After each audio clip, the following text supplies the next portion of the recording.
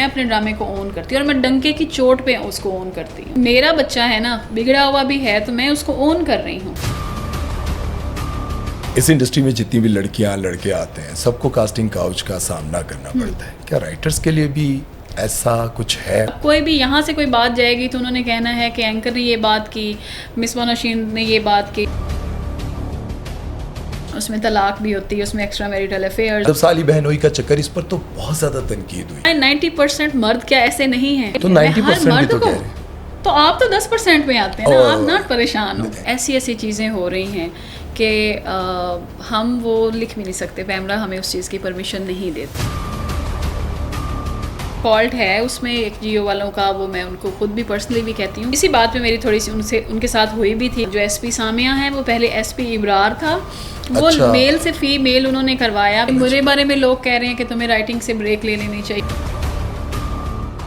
उन्होंने कहा कि मैं तो तुम्हारे पे कहानी लिखती हूँ। ठीक है। मैंने कहा यार ज़रूर लिखो। मुझे बड़ा शौक था हीरोइन बनने अच्छा। का। मुझसे बहुत बर्तन टूटते हैं, बर्तन टूटते हैं? बहुत तोड़ती हूँ। अपने हस्बैंड के ऊपर या फैमिली के रूल्स के खिलाफ जाकर इस फील्ड की तरफ आई? जी। तो कैसा लगता है, मतलब रूल्स जब माँ बाप का दिल दुख रहा होता है? मीरा और रीमा को क्या पैगाम देना चाहिए? रीमा जो है पैगाम है, उनको क्या पैगाम दूं? अस्सलाम वालेकुम ख़वातीन और हज़रात, मैं हूँ आपका मेज़बान सुमैर। तो आज के नए प्रोग्राम में हम आपको खुशामदीद कहते हैं। दोस्तों, आप अपनी टीवी स्क्रीन पर बहुत सारे सुपरहिट ड्रामे देखते हैं और उसमें काम करने वाले बहुत सारे फनकारों की एक्टिंग भी देख रहे होते हैं। आपको लगता है कि किसी की एक्टिंग की वजह से वो ड्रामा हिट जा रहा है या फिर फ्लॉप जा रहा है, लेकिन उस ड्रामे की कहानी के ऊपर आपकी कभी नज़र नहीं जाती कि उस कहानी को लिखने वाले ने दिन रात जाकर उस कहानी को लिखा होगा। और कहते हैं ना कि लिखारी सोच के सागर में डूबकर मोती निकाल लेता है। तो इसी तरह से बहुत सारे ऐसे राइटर्स हैं जो कई साल मेहनत करने के बाद कोई कहानी लिखते हैं और उस पर परफॉर्म करने वाले खूब मेहनत करते हैं, लेकिन लोगों को राइटर की मेहनत नज़र नहीं आती। आज की इस वीडियो में मैं आपको पाकिस्तान की एक ऐसी फेमस राइटर से मिलवाने जा रहा हूँ जिनका मुकाबला बड़े राइटर से होता है। बड़े राइटर्स को वो टक्कर देती हैं। तो आइए मिलते हैं मिसबा नौशीन से। अस्सलाम वालेकुम। वालेकुम अस्सलाम। कैसी हैं आप? मैं बिल्कुल ठीक। कैसा जा रहा है आपका काम? अल्हम्दुलिल्लाह बहुत अच्छा जा रहा है। बहुत बहुत अच्छा जा रहा है। अच्छा, कैसे ये सफ़र शुरू हुआ इस पर तो हम बात करेंगे, लेकिन मैं आपको पहले बता दूं जी। कि आज की इस वीडियो में, आज के इस पॉडकास्ट में आपको कुछ सख्त सवालात का भी सामना करना पड़ेगा। मैं तैयार हूँ। तैयार हैं? जी। तो शुरू करते हैं। राइटर बनने का शौक तो आपको बचपन से ही होगा। राइटर बना नहीं जाता, राइटर अच्छा। पैदा हुआ जाता है। राइटर पैदा होता है? जी बिल्कुल। क्या राइटर बात है। पैदा हुई थी मैं। अच्छा। जी। मतलब आप बचपन से लिखती आ रही हैं? मैं बचपन से ही, एक्चुअली मैं बचपन से ही लिख रही हूँ। अच्छा। मैं पब्लिश हो रही हूँ जब मैं 16 इयर्स की एज से मैं पब्लिश हो रही हूँ। बाकायदा मेरा काम दुनिया के सामने जो आना शुरू हुआ वो 16 इयर्स की एज। 16 साल की उम्र से? 16 साल की उम्र से। अच्छा, वेरी गुड। जी। तो हर राइटर जी। ये ख्वाब लेकर लिखना शुरू करता है कि वो कोई बड़ा ड्रामा लिखे। तो आपका ये ख्वाब कैसे पूरा हुआ? उसके पीछे बहुत ढेर सारी मेहनत है, बहुत पैशन है। ठीक है। और कभी भी हम मेहनत के बगैर कुछ कर नहीं सकते। ढेर सारी नाकामी, बार बार गिरना, लेकिन उठ के खड़े हो जाना, हिम्मत। तो शायद ये सफ़र इस वजह से आसान हुआ मेरे लिए। तो उसके बगैर तो मुमकिन था ही। कोशिश जारी रखी आपने? कोशिश, आप रुक नहीं सकते। देखिए, मैं हमेशा एक बात करती हूँ कि मैं उड़ना चाहती हूँ, मैं गिरना चाहती हूँ, लेकिन मैं रुकना नहीं चाहती। रुकना नहीं चाहिए? मैं रुकना नहीं चाहती। मैं बहुत बार गिरती हूँ, लेकिन मैं खड़ी हो जाती हूँ। ठीक है। अच्छा, आपके ड्रामों में बहुत बड़ी बड़ी हीरोइंस, हीरोज़ ने काम किया, जैसे कि इमरान अशरफ, उर्वा हुसैन, आयज़ा खान, दानिश तैमूर। इस मकाम तक आप बहुत जल्दी पहुंच गई हैं जी। इस एज में। एज पर मैं बात नहीं करता क्योंकि आपको पता है लड़कियों से एज के हवाले से बात करना जो है वो काफ़ी मुश्किल है, और मैं समझता हूँ कि ये मेरा अच्छा खासा पॉडकास्ट जो है ना यहीं रह जाए, तो इस पे हम बात नहीं करते। अच्छा, ये मज़े की बात है कि मेरे बारे में जितनी भी इंफॉर्मेशन है ना गूगल पे, ठीक है, या किसी ने भी पेज बनाए हुए हैं, ये कुछ भी मेरे बारे में जो है वो सब गलत है। अच्छा, सब मैं गलत है। आज आपके पॉडकास्ट मतलब एज से लेके मेरी मतलब कुछ भी पर्सनल लाइफ के बारे में कुछ भी बताया जाता है वो ना, सच नहीं है, सब गलत है। हाँ, चलें, जो चीज़ें गलत हैं वो भी ठीक करेंगे, लेकिन मुझे ये बताएं कि जिस तरह से मैंने भी कहा कि इतने बड़े बड़े स्टार्स आपके लिखे हुए ड्रामों पर काम करते हैं, तो यहाँ फ़ौरन मैं ये समझता हूँ कि बहुत अर्ली आप यहाँ तक पहुँच गई हैं, कैसे? देखें, मुझे ऐसा लगता है कि सबसे पहली बात तो ये है कि ये अल्लाह का करम है, ठीक है। सेकेंडली ये है कि मुझे बहुत अच्छे अच्छे प्रोडक्शन हाउसेस के साथ काम करने का मौका मिला। ये उनकी, मुझे लगता है कि उनका बड़ापन है कि उन्होंने हमेशा मेरे ड्रामा को बहुत अच्छी प्रोडक्शन दी है, बहुत अच्छी कास्ट दी है। और मेरे बारे में मुझे पता है कि ये बात हमेशा बोली जाती है कि इसको बहुत अच्छी कास्ट मिलती है, और ये वाकई में ये फैक्ट तो है कि मुझे सब बहुत अच्छे अच्छे जो है वो मिले हैं, और कास्ट से फ़र्क भी पड़ता है डेफिनेटली।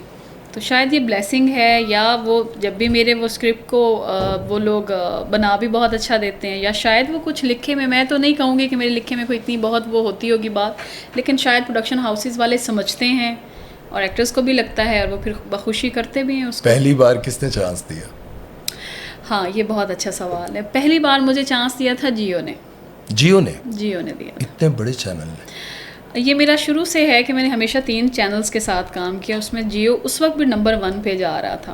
और ये बात मैं कर रही हूँ 2015 की। तो तब ये होता था कि तब वो लोग बाकायदा कंटेंट डिपार्टमेंट, क्योंकि राइटर्स कम थे लिखने वाले, तो वो लोग क्या करते थे कि ARY भी यही करता था, ठीक है, और साथ जियो, वो लोग ना अपनी अपनी टीम्स को भेजा करते थे यहाँ पे, लाहौर भेज रहे हैं। इवन राइटर्स के घरों में भी तब तो टीम्स जाया करती थी, उनसे मिलते थे, कहानियाँ बनाते थे, या डाइजेस्ट की जितनी भी राइटर्स थी उनकी कहानियाँ पढ़ के उनके घरों में जाना, मिलना, उनसे कहानियों पे बात करनी, उनको कंटेंट की तरफ लेके आना, सिखाना।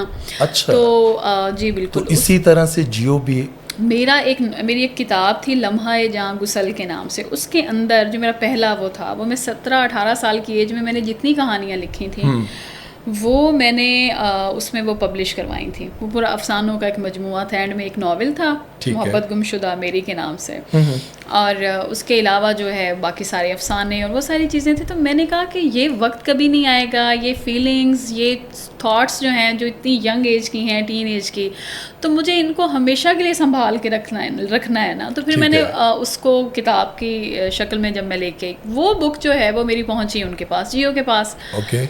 अब मुझे ये याद नहीं कि किसी फ्रेंड के थ्रू पहुंची या पता नहीं कैसे किसी तरह से पहुंची। बहरहाल उनके पास जब गई तो उनके कंटेंट डिपार्टमेंट ने मुझसे फिर कांटेक्ट किया, और उन्होंने कहा कि हमें आपके नावल पे काम करना है, लेकिन हम इसको ड्रामाटाइज करेंगे, बट हाँ जी, ड्रामाई तश्कील देंगे, लेकिन इसमें ऑब्वियसली कहानी चेंज हो जाएगी। क्योंकि जो मेरा नावल था उसमें, देखिए नावल राइटिंग जो होती है ना, नावल में आपके पास बहुत मार्जिन होता है, बहुत बड़ा आपके पास बहुत स्पेस होती है, आप बयानियाँ भी चला सकते हैं। तो आपको एक एक जुमले को सोच कर लिखना पड़ता है। यहाँ हमें ये भी सोचना है, दूसरी बात ये है कि हमें ये भी सोचना है कि क्या मैं लिख सकती हूँ कि एक गाँव में शूट करना बहुत मुश्किल है, शूटिंग के मसाइल, प्रोडक्शन के बहुत ज़्यादा मसाइल हैं। मुझे ये भी याद है, आप बात करते करते याद आ गया कि एक दफ़ा मैंने ड्रामा में ना लिखे अरबी जो घोड़े होते हैं, मतलब ख़ास नस्ल के, उनका मैंने जिक्र किया, तो मुझे प्रोडक्शन हाउस से कॉल आ गई थी कि हम कहाँ से लेके आएंगे तो प्लीज़ इस सीन को चेंज करें, ठीक है, या निकाल दें हम, या फिर हम चेंज करें। तो मुझे इस चीज़ का अंदाज़ा हुआ कि हमारे लिए बड़ा इजी है पेपर पे कुछ भी लिख के प्रिंट करवा देना, लेकिन ड्रामा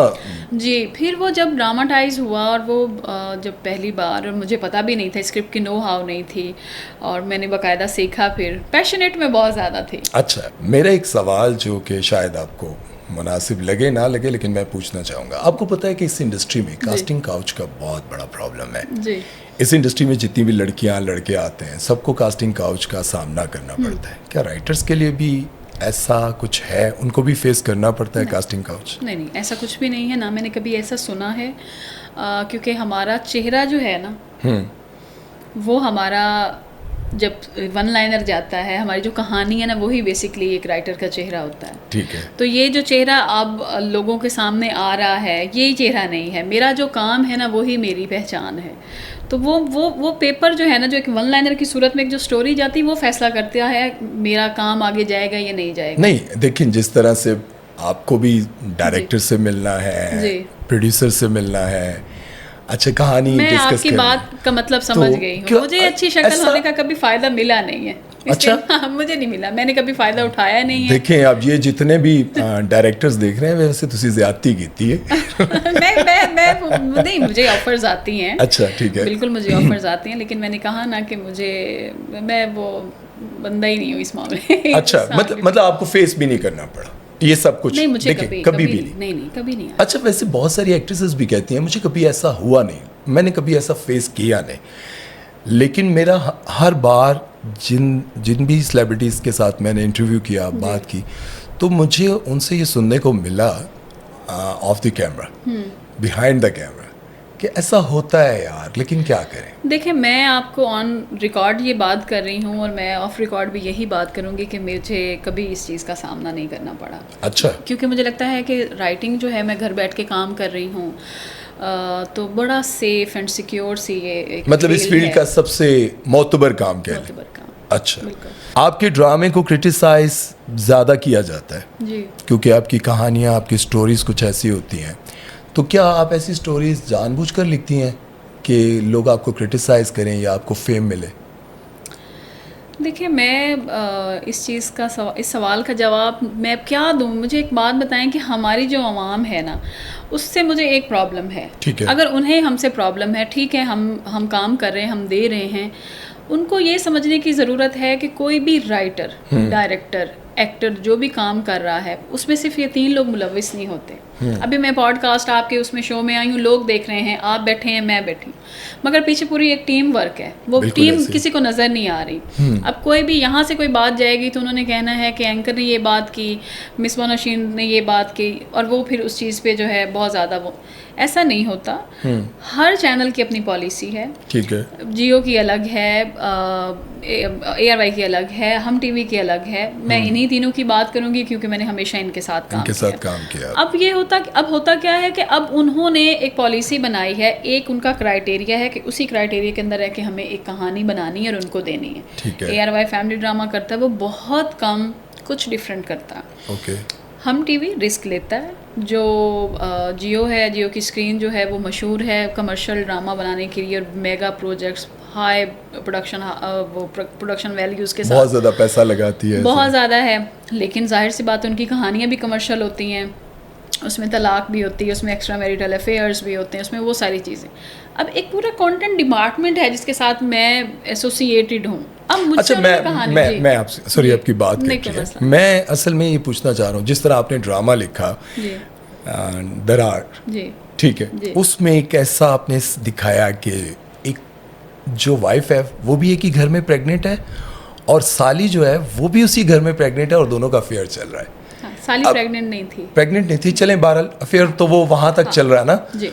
तो ऐसी एक कहानी, और उसके बाद जो है वो आप लिखती हैं जी, एक और मेहर पोश में आप दिखाती हैं कि दुल्हन जो है वो एक अच्छी नेक सीधी सादी लड़की है, लेकिन गली के एक लफंगे ने उसके कान में आके उसके शोहर को डाला कि ये अच्छी नहीं है, तो उसको पहली रात ही तलाक होगी, सुहाग रात पे ही, ठीक है। उसके बाद आपने हमराज पे तो हम बाद में बात करेंगे, लेकिन मैं पहले आपसे ये जानना चाहता हूँ, जिस तरह से आपने ये जो साली वाला दिखाया, मतलब साली बहनोई का चक्कर, इस पर तो बहुत ज़्यादा तनकीद हुई। मतलब ये कैसा रिश्ता है? अमूमन तो ये इंडियन शॉर्ट फिल्म्स में दिखाया जाता है, तो आपने ये कैसे सोच के लिख लिया हमारे मुआशरे में? या तो हमारे मुआशरे में ये चीज़ें एग्जिस्ट ना करती हों तो अब तब तो आपका सवाल जो है वो बनता है। हमारे मुआशरे में ऐसी चीज़ें हो रही हैं कि हम वो लिख भी नहीं सकते, पैमरा हमें उस चीज़ की परमिशन नहीं देता। जो कुछ हो रहा है ठीक है। इतनी क्रूशल मैं कहती हूँ रियलिटी है कि हम चाहते ही नहीं है कि वो आए। मैं खुद भी नहीं चाहती। इंटरनेशनली हमारे ड्रामे को बहुत देखा जाता है। रही बात दरार की, हाँ बिल्कुल, दरार में एक वो था, ये वो कहानी थी जो मैं नहीं करना चाहती थी। अच्छा, आप करना नहीं चाहती? ये कहानी मुझे चैनल ने दी थी कि हमें ऐसी कहानी पे हमसे चाहिए। वन लाइनर उनका था और वो इस वजह से आया था कि जिस वक्त मेरे पास तुम हो जो है वो आया था ड्रामा, तो उसमें औरत को बहुत ज़्यादा वो किया जा रहा था, क्रिटिसाइज़ कि एक औरत जो है वो 2 टके की औरत, बड़ा खलील साहब का मशहूर हुआ था। ठीक है। तो उस वक्त 7th स्काई में अब्दुल्ला कादवानी साहब को ये लगा कि बहुत ज़्यादा औरत को क्रिटिसाइज़ किया जा रहा है। देखिए मिक्स मतलब 50-50 है। औरत मतलब कोई भी इंसान मुकम्मल ब्लैक नहीं होता, वाइट नहीं होता, ग्रे होता है, तो हर तरह के लोग हैं। तो हमें एक ऐसा ड्रामा बनाना चाहिए जिसमें एक मर्दों का भी दिखाना चाहिए कि मर्द भी ऐसा है, अगर कहीं ना अच्छा, कहीं। वो ड्रामा मेरे पास तुम हो के लिए उसके बरक्स बनाया गया कि औरत को बुरा दिखाया तो मर्द को भी बुरा दिखाया। वो प्ले बॉय था। आप देखें कि प्ले बॉय जो शहीर अहमद जो था कैरेक्टर जो था, वो मेरी ज़िंदगी का सबसे मुश्किल किरदार था। अच्छा। क्योंकि उसमें उसके बहुत शेड्स थे। वो एट द सेम टाइम अपनी बीवी के साथ इतना स्वीट है, उसके आगे पीछे हो रहा है, इतनी ज़्यादा केयर कर रहा है, उसको अपने हाथों से खाना खिला रहा है। और उसके साथ ही वो उसकी जो कज़न है बेसिकली, जो उसके आई हुई है, वो उसको खुद घर में लेके आता है। वो उसको लेके आया है कि तुम आके मुझे मेरी बीवी को लुक आफ्टर करो कि मैं चाहता हूँ। और वो उसके साथ भी सेट है। और वो सिर्फ वहाँ पे नहीं है, वो कहीं किसी रेस्टोरेंट में जाता है खाना खाने के लिए, वहाँ पे भी वो यही सब आशिक मिजाज मतलब ये थोड़ा हार्ड हो जाएंगे, मैं उसको वही बोलूँगी। नहीं मतलब देखें, कहानी आपने लिखी है तो वो ऐसा ही है। मर्द, मुझे बताएं 90% मर्द क्या ऐसे नहीं है? अच्छा, एक बात मुझे ये बताएं, नहीं 90% का इधर इस देखें, इस हाउस में आपको कितने मर्द, सारे शरीफ बैठे हुए हैं, सारे मासूम बैठे हुए हैं। मुझे देख लें है, मौका मिलने की बात होती है। मुझे देख लें आप। नहीं, आपको तो मैं देख ही रही हूँ, मैं वैसे बात कर रही हूँ कि मोस्टली ऐसे मर्द हैं। नहीं, तो आपने 90%। अच्छा 90% कहा है, चले मैं 95 भी बोलना चाहती थी, लेकिन मैंने अभी भी 5% कम ही बोले हैं। नहीं, आप मुझे आवाम मुझे बताए, क्या हमारी आवाम में मर्द जो है वो 90% मर्द तो बहुत तड़पेंगे। देखिए, मैं मर्द के बारे में बात करती हूँ कि जो असल मर्द है ना, वो मोहब्बत पे उतरे तो तब तख्त हिला देता है। वो मेरी एक बड़ी वायरल भी जा रही थी चीज़। अच्छा। वो वफा पे आए तो उस जैसा बावफा कोई नहीं है। मैं तो मर्दों को बहुत पसंद करती हूँ, अप्रिशिएट करती हूँ। मेरा तो कोई आप हीरो उठा के देख लें, इतना केयरिंग होगा, इतना लविंग होगा, इतना वो अच्छा होगा। मैं तो बताती हूँ कि मर्द ऐसा भी होता है। मैं अगर ससुराल कोई लिख रही हूँ तो मैं बताती हूँ कि यार दुनिया में अच्छी ससुराल भी एग्जिस्ट करती है। अच्छा, मुझे एक बात बताएं, जब आप ड्रामास लिखती हैं जी, और जब आपको इस तरह के कैरेक्टर्स लिखने पड़ जाते हैं, तो फैमिली में कोई इतराज़ नहीं करता कि क्या लिखा है, मतलब किस तरह की कहानी? क्योंकि देखिए, साली के साथ अफेयर सिर्फ इसलिए नहीं दिखाया जा रहा कि वो सिर्फ गपशप की हद तक है। मतलब जो दिखाया जा रहा है वो आप बहुत अच्छे से समझ रही है मेरी बात। बिल्कुल। तो जब आप इस तरह की चीज़ लिखती हैं तो फैमिली में लोग क्रिटिसाइज करते हैं? नहीं, मैं एक चीज़ आपको बताती हूँ। जिस वक्त मैं दरार कर रही थी ना, तो दरार के लिए मैंने पूरा 1 साल मना किया कि मुझे नहीं करना, नहीं मैं नहीं कर रही। मुझे बार बार आ रहा था कि तुम स्टार्ट नहीं कर रही। तो मैं उनको बोल रही थी कि नहीं, ये मैं नहीं कर सकती। बीइंग अ वुमन मुझे लगता है ये इंसल्ट है कि एक औरत की, कि मैं इस तरह का लिखूँ, फिर मुझे नहीं लिखना। फिर एक ड्रामा एक और चैनल से आ भी चुका था और वो बड़ा मुश्किल था। मैंने चीज़ें बहुत बचा के करनी है। ठीक है। एक मेरे साथ इंसिडेंट ऐसा हुआ। अच्छा। एक खातून मुझसे मिली और उन्होंने मुझे एक बात बोली। उन्होंने कहा कि एक औरत थी, उसके 2 बच्चे थे। उसने मुझे मिली और उसने मुझे ये बात बोली कि मेरे हस्बैंड उसका कोई एक्स्ट्रा मैरिटल अफेयर चल रहा था और वो रोज़ रात को एक औरत लेके घर में आ जाता है। अच्छा। मैं और मेरे बच्चे दूसरे रूम में होते हैं और वो उस औरत के साथ दूसरे कमरे में है। ये इसी मुआशरे की सच्चाई है। ओहो, अच्छा। जब उसने मुझे ये बात बोली ना कि इस तरह, और मैं सारी रात अपने बच्चों को लेके दुबक के इसमें सोई रहती हूँ कि मैं सारी रात रोती हूँ।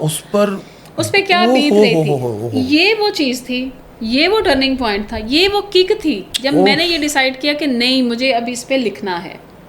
और उसके बाद जब ये सीरियल आया, उसके बाद मैं एयरपोर्ट पे, मैं कराची जा रही थी, तो एयरपोर्ट पे मुझे एक खातून मिलती हैं और वैसे ही उन्होंने पूछा, जैसे रेंडमली हम मिलते हैं, और मुझे बोल रही हैं कि आप कहाँ जा रही हैं, ये वो। तो मैंने बताया मैं कराची जा रही हूँ जी, मैं राइटर हूँ, ये वो।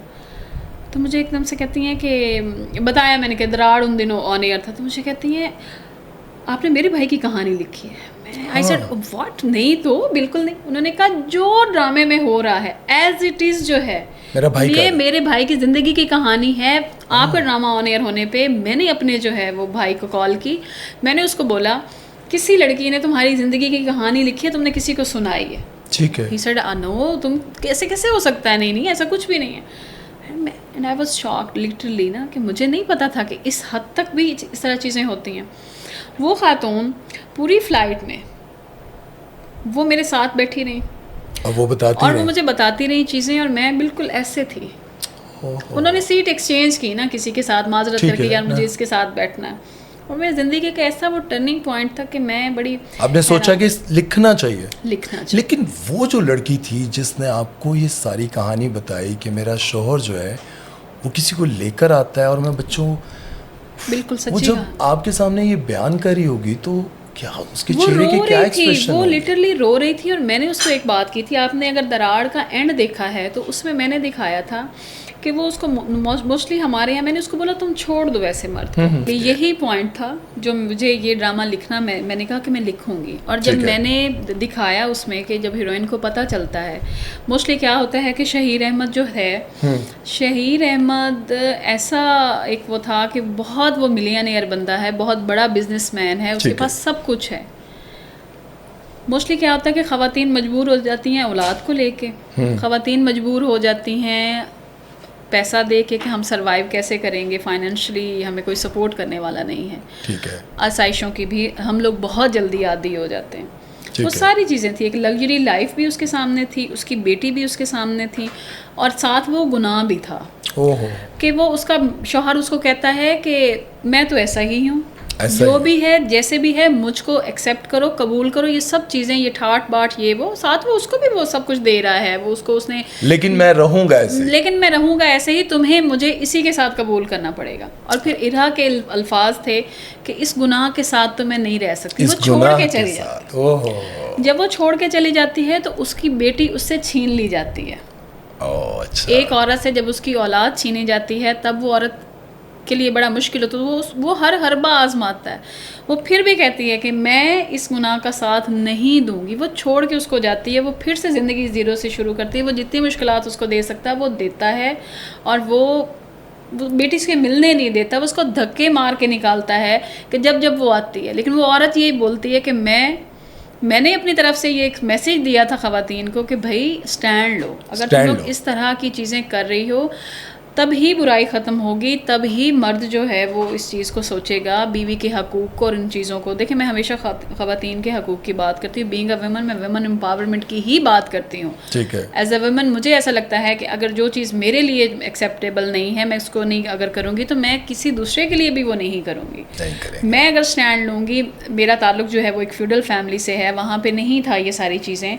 मैंने स्टैंड लिया, मैंने अपने उन बैरियर्स को तोड़ा, फैमिली वैल्यूज़ के ख़िलाफ़ जाके जो है मैं अगर अपनी पहचान बनाने निकली और उसमें मैं कामयाब हुई हूँ, तो मुझे लगता है इससे ज़्यादा मुश्किलात किसी के लिए नहीं आ अच्छा मुझे एक बात बताएं, जी। मैंने हमेशा जब भी किसी एक्ट्रेस, जी राइटर या किसी सिंगर से जी जब भी मैंने पूछा है तो उन्होंने कहा कि मैं अपनी फैमिली के रूल्स के खिलाफ जाकर इस फील्ड की तरफ आई। जी।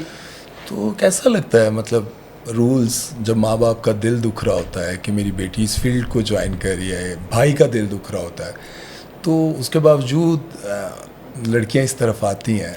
अच्छा मैं एक चीज़ आपको बताऊं कि मेरे घर में ना पढ़ने लिखने का बड़ा रुझान रहा शुरू से। ठीक है। मेरी जो ननियाल है पूरी, उसमें बहुत, मेरी अम्मी बहुत ज़्यादा पढ़ती थी, बुक्स भी, कोई डाइजेस्ट उन्होंने नहीं छोड़ा। वो चीज़ें ना शुरू से आती थी। और मेरे अब्बू थे बेशक फ्यूडल, लेकिन वो बैंक में जॉब करते थे, शुरू से वो बाहर रहे, मतलब उनकी ना वो वाली सोच नहीं थी। दूसरा ये था कि मोस्टली क्या होता है घरों में कि बेटों को अहमियत दी जा रही, बेटियों को, हमारे बड़ा उलट सिस्टम था। हमारे यहाँ बेटियों को बहुत ज़्यादा। तो फिर यही तो मैं कह रहा हूँ, मैंने जब लिखने का वो किया तो मैंने क्रिटिसाइज बहुत फेस किया है, मैंने नफ़रत बहुत देखी है, लेकिन मैंने बाकी आवाम की देखी है। देखिए हम लोग चूँकि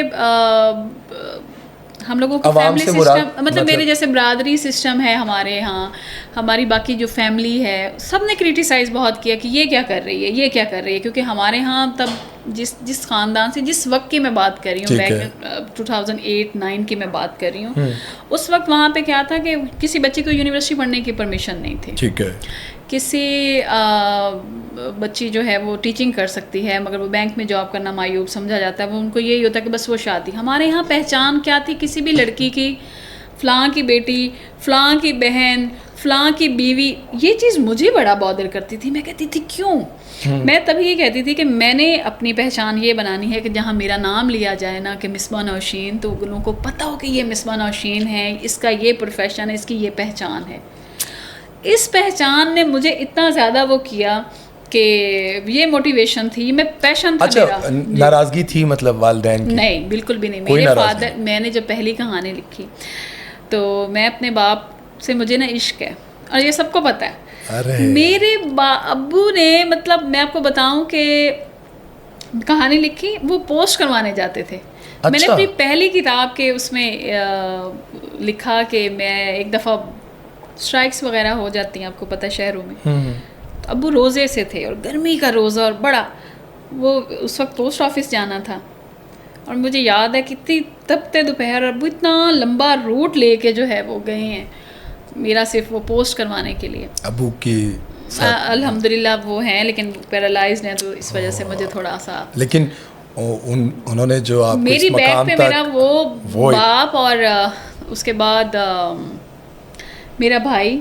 अच्छा। मेरे दोनों भाई, मेरे 2 भाई हैं माशाल्लाह। और मेरे दोनों भाई कि मुझे कहीं मीटिंग में जाना है, कहीं भी, मेरे भाइयों ने मेरा साथ दिया कि नहीं ठीक है तुम जो हो ना चलो। वो मुझे लेके जाता है बाकायदा। अच्छा, वो लेके जाता है। क्या बात है। तब बैक पे मेरे तब शादी से पहले की बात कर रही हूँ, मेरा बाप, मेरे 2 भाई, उन्होंने कहा तुम जो भी करो हम तुम्हारे साथ हैं। लेकिन हमारा चूँकि बरादरी सिस्टम था, हमारी ख़वातीन ने भी, हमारी जितनी भी वो थी कि एक नई चीज़ थी ना, लोगों को नहीं पता था, क्रिटिसाइज़ भी कि वो ये क्या लिख रही है, ये क्या कर रही है, ये क्यों कर रही है, ये नहीं होना चाहिए, ये नहीं आगे जाएगी, या ये झूठ बोलती है, मतलब बहुत सारी बातें जो वो कर सकते थे उन्होंने सब किया। अच्छा, ड्रामा सीरियल हमराज जी, जैसे मैंने आपको कहा कि कहानियाँ ऐसी होती हैं जी जिनको क्रिटिसाइज़ किया जाता है, लोग कहते हैं कि एक लड़की होकर कैसी कहानियाँ लिख रही हैं।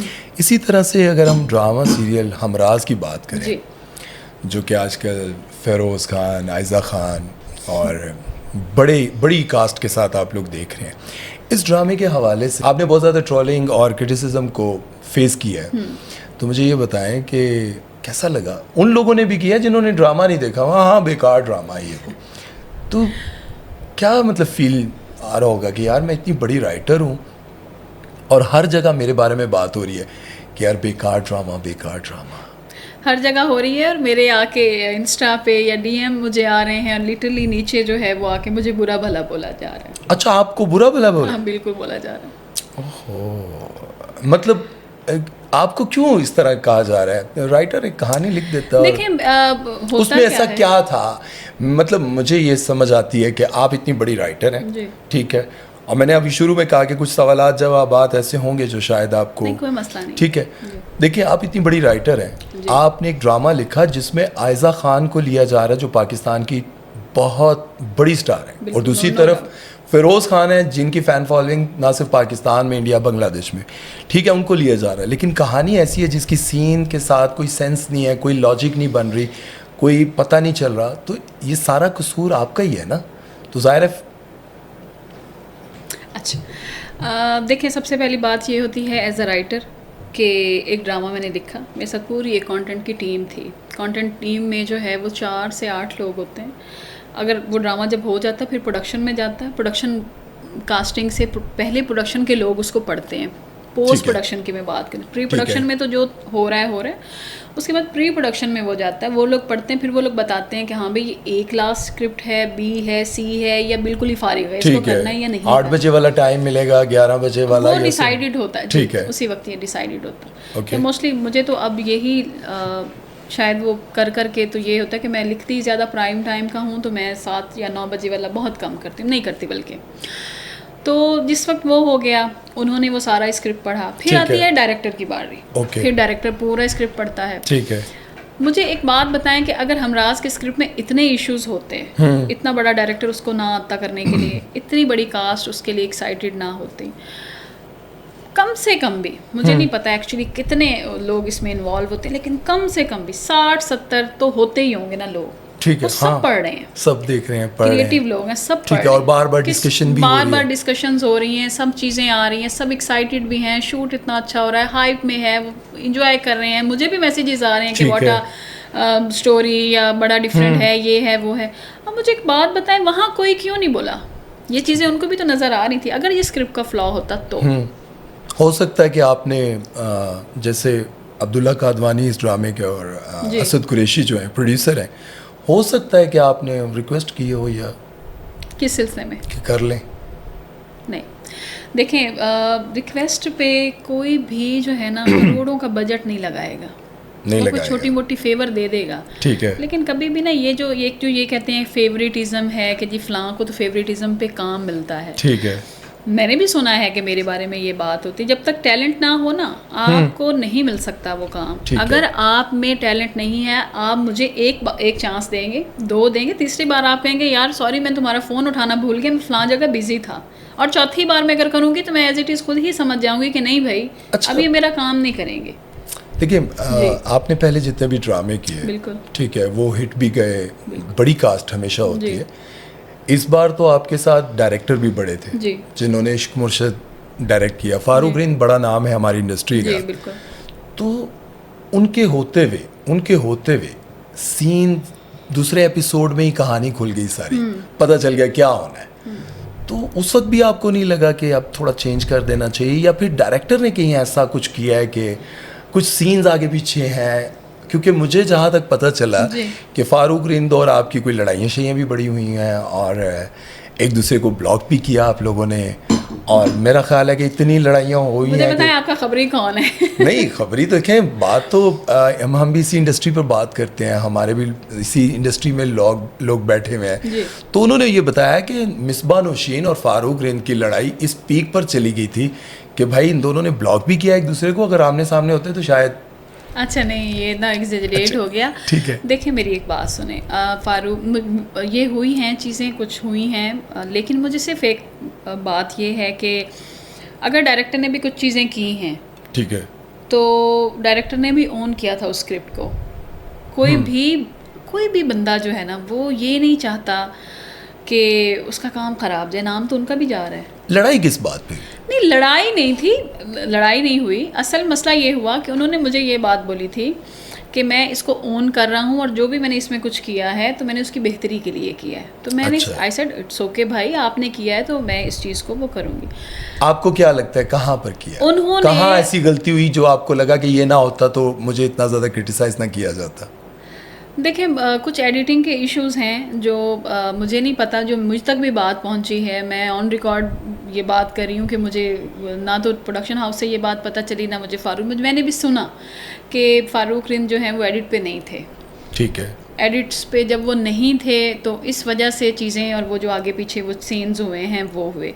दूसरा एक फॉल्ट है उसमें एक जियो वालों का, वो मैं उनको खुद भी पर्सनली भी कहती हूँ कि थोड़ा सा पेस जो है वो उसका स्लो है, जिसकी वजह से वो जो फ्लैशबैक चलाते रहते हैं, और जो चीज़ आनी थी दूसरी, मतलब चौथी एपिसोड मेरी लिखी में आ रहा है, वो जा रहा है ऑन एयर 8वीं 9वीं एपिसोड में। तो अवाम रिएक्टिव बहुत ज़्यादा हुई कि ऐसा कहाँ होता है।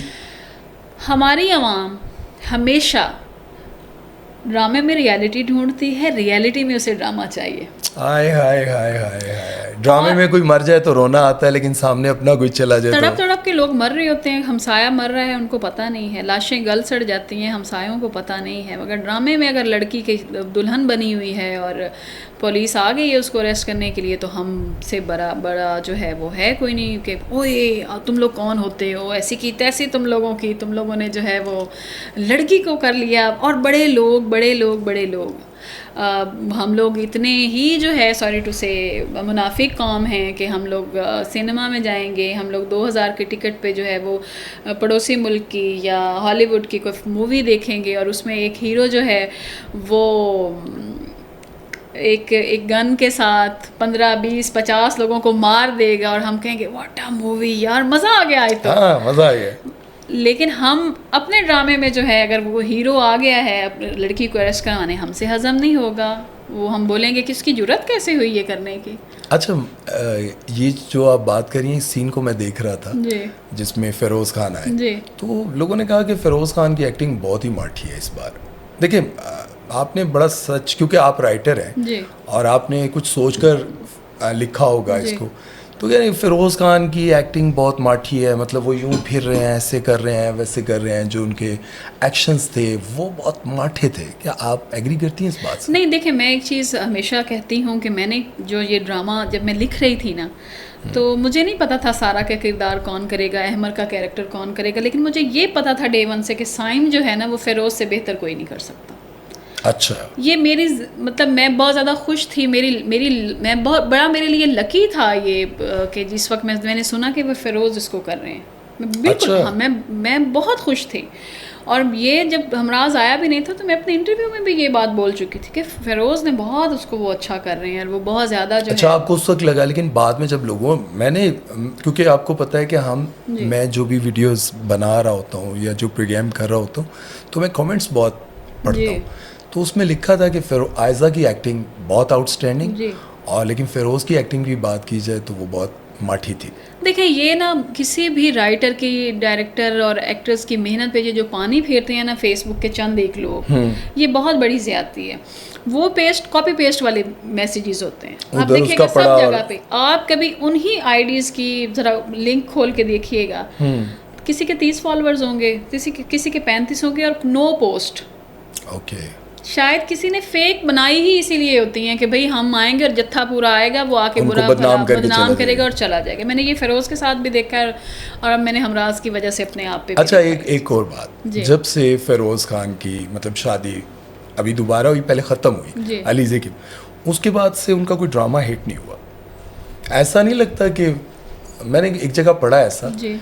कि फ़िरोज़ खान के जो है ना शादी के बाद जितने भी ड्रामे हैं सारे फ्लॉप गए। कितने बड़े बजट का ड्रामा था अखाड़ा, ठीक है, उसके बाद भी उनके ड्रामे हैं, लेकिन वो हिट नहीं हो सके जिस तरह से पहले उनके ड्रामे हिट होते थे। आपको नहीं लगता कि फ़िरोज़ खान की ही वजह से, या किसी मतलब होता है ना हर बार, आप खुदा और मोहब्बत में इकरा अजीज़ को किसी ने नहीं नोटिस किया, ये बात सच है, ठीक है, उसमें फ़िरोज़ को ही लोगों ने कॉपी भी किया, गेटअप भी, तो कहीं ऐसा तो नहीं कि फ़िरोज़ की ही वजह से वो ड्रामा फ्लॉप हो गया हो? नहीं, मैं कभी ऐसा दिल में आया हो? नहीं, मुझे कभी नहीं आया ख्याल। अच्छा। मुझे कभी ख्याल नहीं आया। देखिए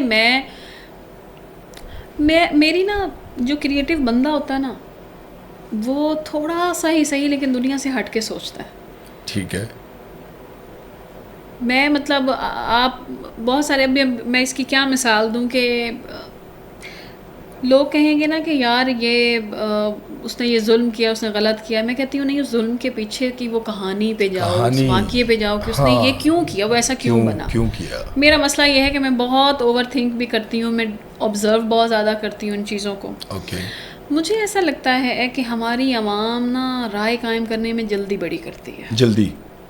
Okay. पहला एपिसोड आया है, आप कह रहे हो बहुत वाओ, हाँ, ऐसा लगा कि कुछ दूसरे अगर उसमें है अगर ड्रामा और आपने देखा नहीं है और आप फ़ौरन, अगर आपके हाथ में मोबाइल है, आपने कोई भी नेट पैकेज किया हुआ है, तो इसका मतलब ये नहीं है कि आपके पास कोई डिग्री है उसको एनालाइज करने की। क्या आप एनालाइजर हैं? आप कौन सी डिग्री है उसकी कि आप उस स्क्रिप्ट को जो है वो करें, आप किसी की एक्टिंग को जो है वो मार्क्स देने के लिए बैठ जाएं? ऐसे नहीं होता। अच्छा देखें, अगर अगर अवाम आपके सुपर हिट ड्रामे की तारीफ कर सकती है, तो आपके, मैं बुरा तो नहीं कहूँगा, लेकिन आपके माठे लिखे हुए ड्रामे की बुराई भी तो कर सकती है। कोई भी हिट ड्रामा आप उठा के देख लें, क्रिटिसाइज सब पे होता है। नहीं, देखिए जिस तरह आप कह रही हैं कि कोई पैकेज करवाएगा और फौरन लिख देगा कि ये वो, इसी तरह आपके सुपर हिट ड्रामों को भी तो लोग ही वो करते हैं ना। बिल्कुल करते हैं। देखिए फिर आप मेरी बात समझें। ओके। एक चीज़ है, आपने ड्रामा देखा, आपने उसको ड्रामे की नज़र से देखा, आपने उसको एंजॉय किया एंटरटेनमेंट की नज़र से, हाँ ये एक अच्छी चीज़ है, कुछ डिफरेंट। हम वावेला बहुत करते हैं कि हमें डिफरेंट देखना है, ये क्या सास बहू है, ये क्या एक्स्ट्रा मैरिटल अफेयर्स हैं, ये क्या है, हमें कुछ और देखना है। जब आपको कुछ और दिया जाता है तो देखते नहीं है, तो आप देखते नहीं हैं। आप लोग पागल हो जाते हैं कि ये क्यों, आप छोटी छोटी डिटेल में क्यों घुस रहे हैं कि ये क्या हो गया, ये ऐसे हो गया, ये वैसे हो गया। और आप बहुत कुछ भी करें, आपको हक है, आप हमारे काम पे बात करें, आप हमारे साथ हम पे पर्सनल अटैक्स मत करें। अच्छा, पर्सनल अटैक्स? आप कुछ नहीं होते आके हमें गाली बोलने वाले, आप कुछ नहीं होते हमारे काम पे बात करने वाले, क्योंकि हमारा काम जो है, चाहे वो मैं हूँ एक्टर जो भी, आपके पास है हक, हम भी आपको ओन करते हैं, हम लोग आप लोगों को कहते हैं कि हाँ ठीक है व्यूवर्स हमारे जो है ना हम आप लोगों के लिए ही काम कर, आपके पास है फ्रीडम ऑफ नहीं स्पीच। ये जो गाली मगर इतना फ्रीडम ऑफ यस हुआ ये, है ना, अच्छा। इतना फ्रीडम ऑफ स्पीच नहीं है कि आप हेट स्पीच देना शुरू कर दें कहीं बैठ के इस आप जो ड्रामे है की वजह से आपको गालियों का सामना करना पड़ा? मुझे लोगों ने दी है बाकायदा बैठ के, उन्होंने बोला कि ये तुम्हारी वजह से फिरोज के साथ ये हुआ, तुम्हारी वजह से वो हुआ। अब बैक स्टोरी क्या है उस पे कोई भी नहीं जा रहा। इसी बात में मैं चिढ़ गई थी और मैंने कहा था मैंने अब तो मैं किसी को नहीं बताऊंगी कि क्या हुआ। आप पहले बोली क्यों नहीं? इसीलिए नहीं बोली ना। नहीं, जब इतना ज़्यादा क्रिटिसाइज हो रहा है, गालियाँ आ रही हैं, ये चीज़ें आ रही हैं कि भाई फिरोज के साथ ऐसा हुआ, आपकी वजह से हुआ, तो आप बोली क्यों नहीं उस वक्त? अच्छा मेरे लिए बड़ा इजी था कि मैं इसको ना डिसोन कर देती, मैं अपने जो भी चीज़ें एडिटिंग में गलतियाँ हुई या चाहे वो स्क्रीन वैसे शूट नहीं हुआ, मैं उठा के तो वो लगा देती, क्योंकि ज़ाहिर जो जिस पे आवाम बहुत ज़्यादा रिएक्टिव हुई थी वो सिचुएशन उस हिसाब से शूट नहीं हो सकी थी। वो ये नहीं कि डायरेक्टर को मेरी उसमें कोई कमी लग रही थी, उसने ये सोचा होगा कि यार इसको मैं ज़रा मज़े का कर सकता हूँ, कुछ बेहतर हो सकता हूँ, उन्होंने उसमें इम्प्रोवाइजेशन की हैं। इसी बात में मेरी थोड़ी सी उनके साथ हुई भी थी कि ये आप मुझे लूप में लेते, बिल्कुल मुझे आप लूप में लेते, आपको करना चाहिए था, आपने गलत किया। मैं भी ज़ाहिर है जिस वक्त ड्रामा आ रहा है ऑन एयर मैं उसी वक्त देखूंगी ना, मुझे तो नहीं पता कि अब मैंने लिख के दे दिया, उन्होंने मुझसे एक कैरेक्टर चेंज करवाया है, वो मैंने उनको 1.5 महीना लगा, उसके नए सीन्स नए ऐड करवाए हैं, वो सब चीज़ें। कौन सा कैरेक्टर चेंज करवाया? सामिया, जो एसपी सामिया है वो पहले एसपी इब्रार था, वो अच्छा। मेल से फीमेल उन्होंने करवाया, फिर वो फराज और उसका उन्होंने मुझसे उनका भी मैंने देखा कि कुछ ओवर एक्टिंग थी, ओटीटी बहुत ज़्यादा लग रहा था सामिया के हवाले से। वो चीज़ें हुई हैं, देखें वो तो डायरेक्टर ही इस चीज़ का बेहतर जवाब दे सकते हैं ना, मैं तो अपने स्क्रिप्ट पे बात करूँगी। अच्छा, मैंने फारूक रिन के बारे में ये सुना है, वो पहले भी ऐसा करते रहे हैं कि उन्होंने अली गुल मल्ला के लिए इश्क मुर्शद में भी अपने हिसाब से कुछ सीन्स लिख दिए बैठ के वहीं पे उनको इन करने के लिए, फ़नी सीन्स ये वो। तो खैर उसमें तो वो चल गया, क्लिक भी कर गया। तो क्या इसमें भी उन्होंने कुछ खुद ही ऐड किए अली गुल मल्ला का जो कैरेक्टर है, हालांकि स्टोरी ऐसी थी नहीं कि फ़नी और ये कुछ ऐसा आता, तो अगर उन्होंने कुछ इसमें किया भी है ना तो मुझे ये रीज़न समझ में आती है कि उन्होंने बोला कि इतनी इंटेंस स्टोरी है तो शायद थोड़ा सा आवाम को रिलीफ दिया जाए, कुछ कहीं हंसने का मौका दिया जाए। तो आपको लगा कि ये भी वैसे उन्होंने खुद किया है? हाँ, कुछ चीज़ें हुई हैं इस तरह की, जैसे वो एक लॉयर था, वो बिल्कुल सीरियस एक वो था, वो बहुत फ़नी वे में बात कर रहा है, वो बड़ा बार बार मतलब उनको नाम में वो बोल रहा है मसूद साहब को मकसूद साहब, और वो मसूद साहब कहने नहीं मसूद साहब, वो बहुत ही अजीब वो लग रहा था कि भाई अवाम ने इस पे बात की है कि मतलब इतने बड़े घर की लड़की और उन्हें यही मिला था लॉयर। हाँ। कि ये मतलब कितना ये अजीब सा है कि मर्डर की बात है, एक लड़की की ज़िंदगी का सवाल है, और वो फ़नी उसको बना दिया, और वो इतना मजाक कर रहा है, बार बार कह रहा है चाय में बिस्किट डिबो के खाएं, बड़ा मज़ा आता है। तो ये चीज़ें अब इतने बड़े वकील और इतने वो, उनकी तो जुर्रत नहीं होती। मैंने एक ड्रामा किया था, उसमें मैं तो इतना बड़ा वकील बना था और मेरे सामने जो बहुत बड़े बिजनेस कम्युनिटी के वो एक ताकतवर इंसान बैठे, तो मेरी तो जुर्रत नहीं हो रही थी उसमें मुझे दिखाया था कि आपने ऐसे बोलना है। तो ये तो मेरी समझ से बाहर है कि फारूक रिन ने ऐसा क्यों किया है। अब ये तो सवाल का जवाब जो है वो फारूक रिन ही बेहतर नहीं, आपने क्यों नहीं आवाज़ उठाई? मैं ये आपकी कहानी इस तरफ जा रही है। बिल्कुल ऐसा हुआ। अच्छा, फिर उसके बाद ये हुआ कि जब चीज़ें ये हुई तो मेरी उनसे बात जब हुई तो ज़ाहिर है उन्होंने भी इसी तरह की वो बात की। मैं ना बहुत ज़्यादा उन चीज़ों में ना पढ़ती नहीं हूँ, मेरे लिए मैंने कहा ना बड़ा ईजी था कि उसी वक्त आवाज़ उठाती और मैं कोई पोस्ट डालती सोशल उस पर और बिल्कुल डिसोन कर देती। मुझे बहुत सारे लोगों ने कहा, मुझे बहुत ज़्यादा इंटरव्यू के लिए भी आया कि आप हमारे प्लेटफॉर्म से आएँ, आप बात करें, आपको बनता है।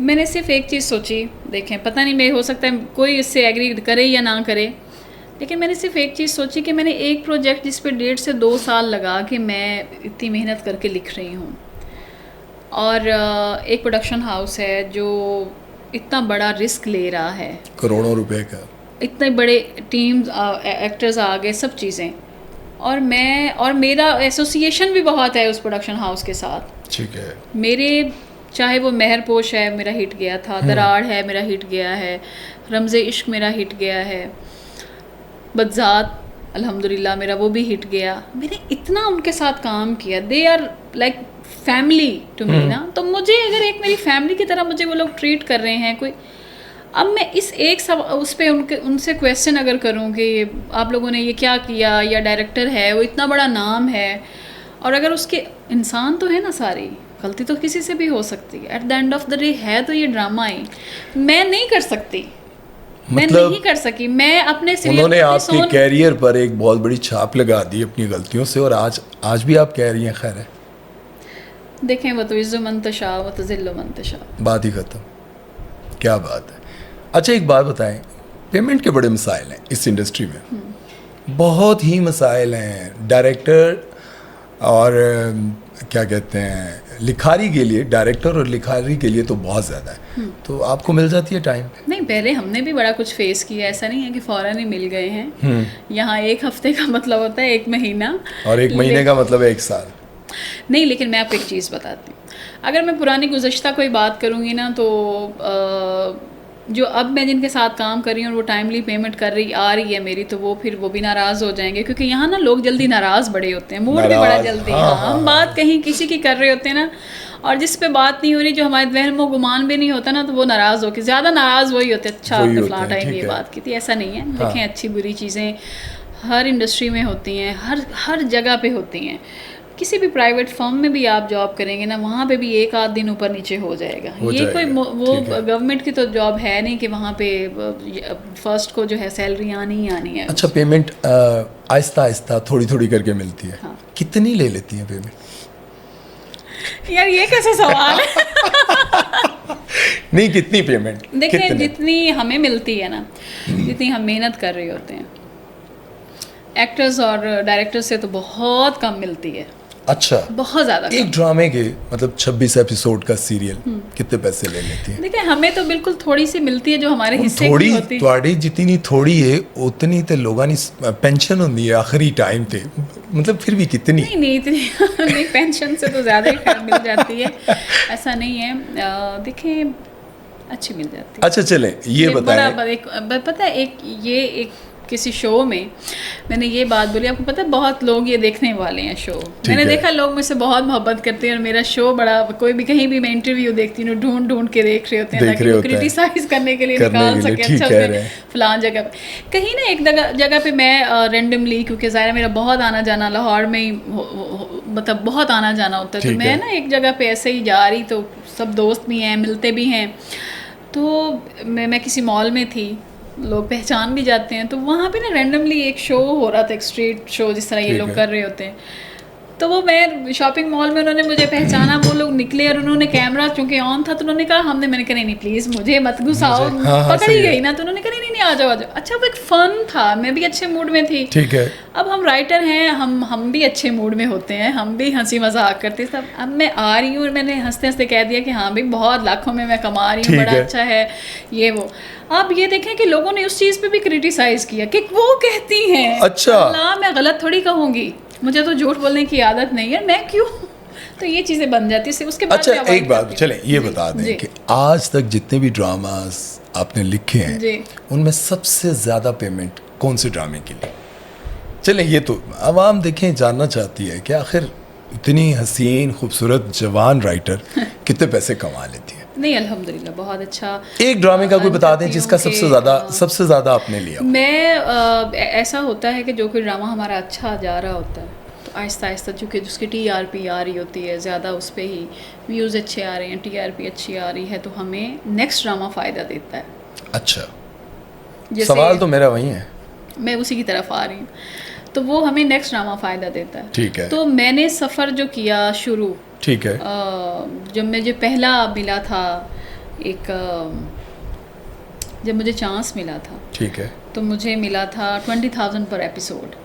20,000 उसमें भी टैक्स कट के मुझे आता था कोई 17-15 टैक्सेस हम लोग भी पे करते हैं और बहुत ज़्यादा पे कर रहे होते हैं। हाँ ठीक है। तो वहाँ से मेरा सिलसिला शुरू हुआ, फिर वो ग्रेजुअली इंक्रीज़ होता गया। फिर उसके बाद इश्क तमाशा आया। इश्क तमाशा वो था मेरा सीरियल, हम टीवी से आया था, जिसमें ज़ाहिर मुझे पहचान मिली, लोगों को पता चला ये मिस मनोशीन हैं। ठीक है। उसके बाद वो भी मैंने बहुत थोड़े पैसों में किया था। ग्रेजुअली थोड़ा करके आप ऊपर जाते हैं। ठीक है। और ये है कि अल्हम्दुलिल्लाह ये है कि बढ़ा, अच्छी पेमेंट मिल रही है, बहुत सारे। जी, अब कितना लेती है?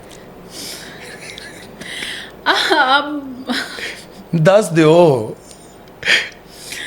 अब भी अच्छा मिल जाता है, मतलब देखिए अच्छा, बहुत नहीं अच्छा। उस ते आना ही नहीं जड़ा तुसी जानना चाह रहे हो। अच्छा चलें ये बता दें, सबसे ज़्यादा कितनी पेमेंट ली? वो अभी ले रही हूँ, अभी कर रही हूँ जिस पे, वो भी आया नहीं।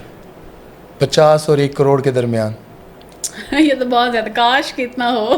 खलील साहब तो कहते हैं मैं नाम से ले लेता तो हूँ। खलील साहब है ना, मैं खलील साहब नहीं हूँ। तो आपका भी तो शुमार उसी, देखें आपके उनका ड्रामा सुन, वो अभी ये चला था जी जी सुन मेरे दिल, जी। और आपका भी वहीं पे चल रहा है, कास्ट भी बड़ी है, सब चीज़ें हैं, तो फिर नहीं, खलील साहब जो है ना वो खलील साहब एक ही हैं।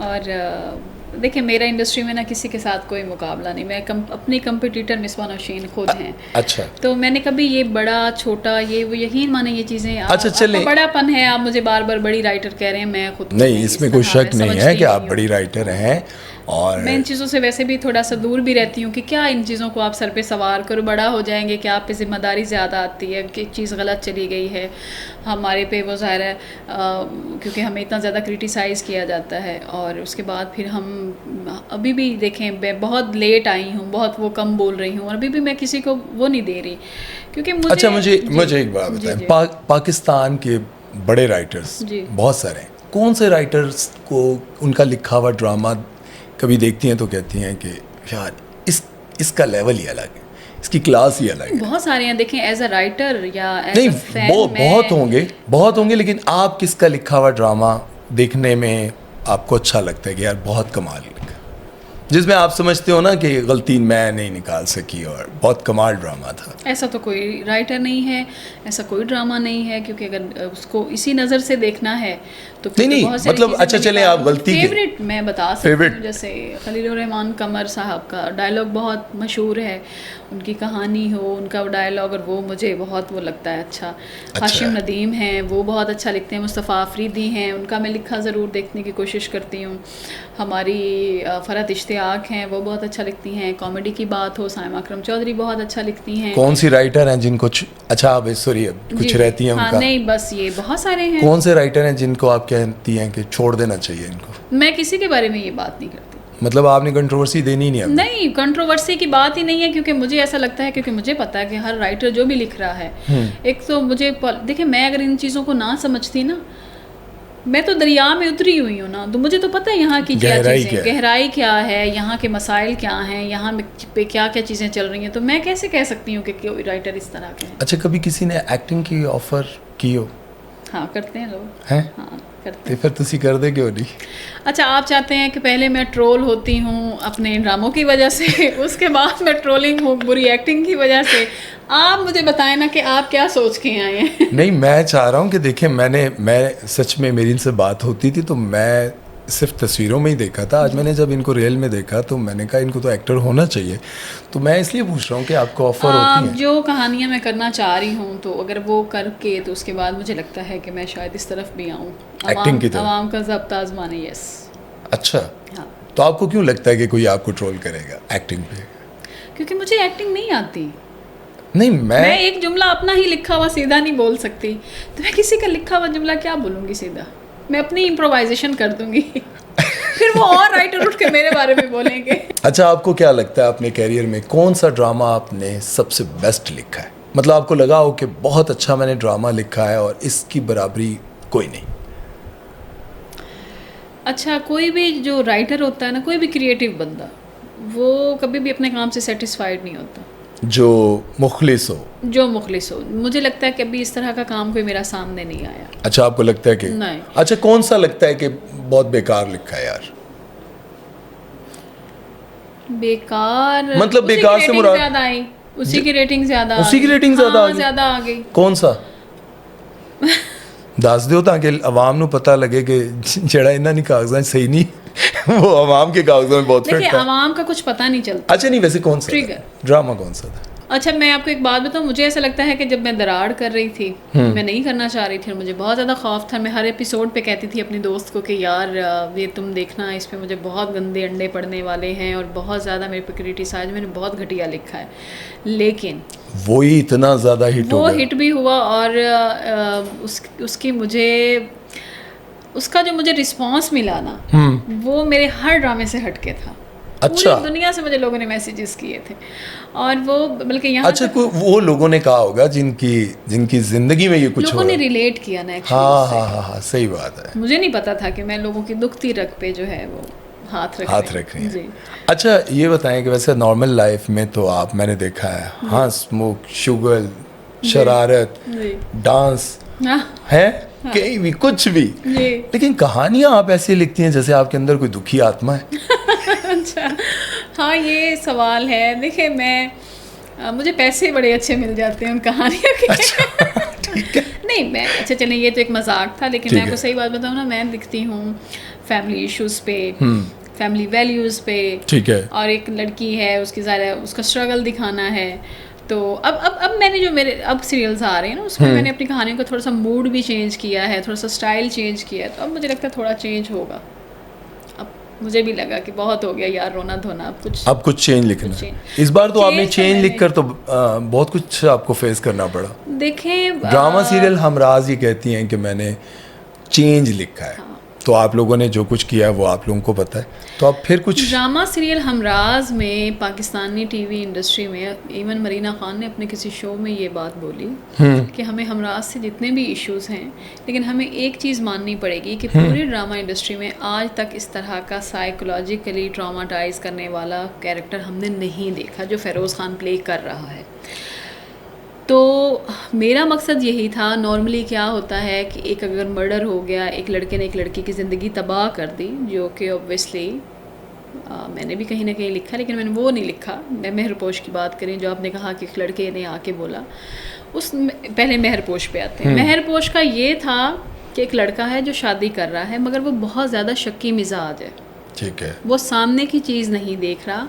उसको किसी दूसरे ने अगर कान भर दिए ना, जिसको हमारी पंजाबी में कहते हैं लाई लग, ठीक है, लाइलग। ओके। तो वो लाइलग था, और उसकी चच्ची क्योंकि उस रिश्ते के लिए आई थी पहले, लड़की के मेहरू के लिए वो आई थी कि हमें ये लड़के जो है वो करना है। और जब उसने देखा कि उस मेरे निखट्टू बेटे की बजाय रिश्ता मिल गया है दूसरे को, अब चूंकि वो अमीर है, वो गरीब है, वो काम करता है, बेटा उसका निकम्मा है, तो उसका एक शकीला बेगम का है उसके साथ पहले ही।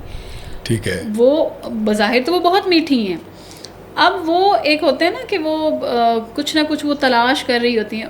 कानों में उनके बात पड़ती है कि एक शाहजहाँ का जो एक लड़का है, वो मास्टर साहब के लड़का, वो काम करता है, वो आता है, वो उनके काम भी कर रहा है, सारा कुछ।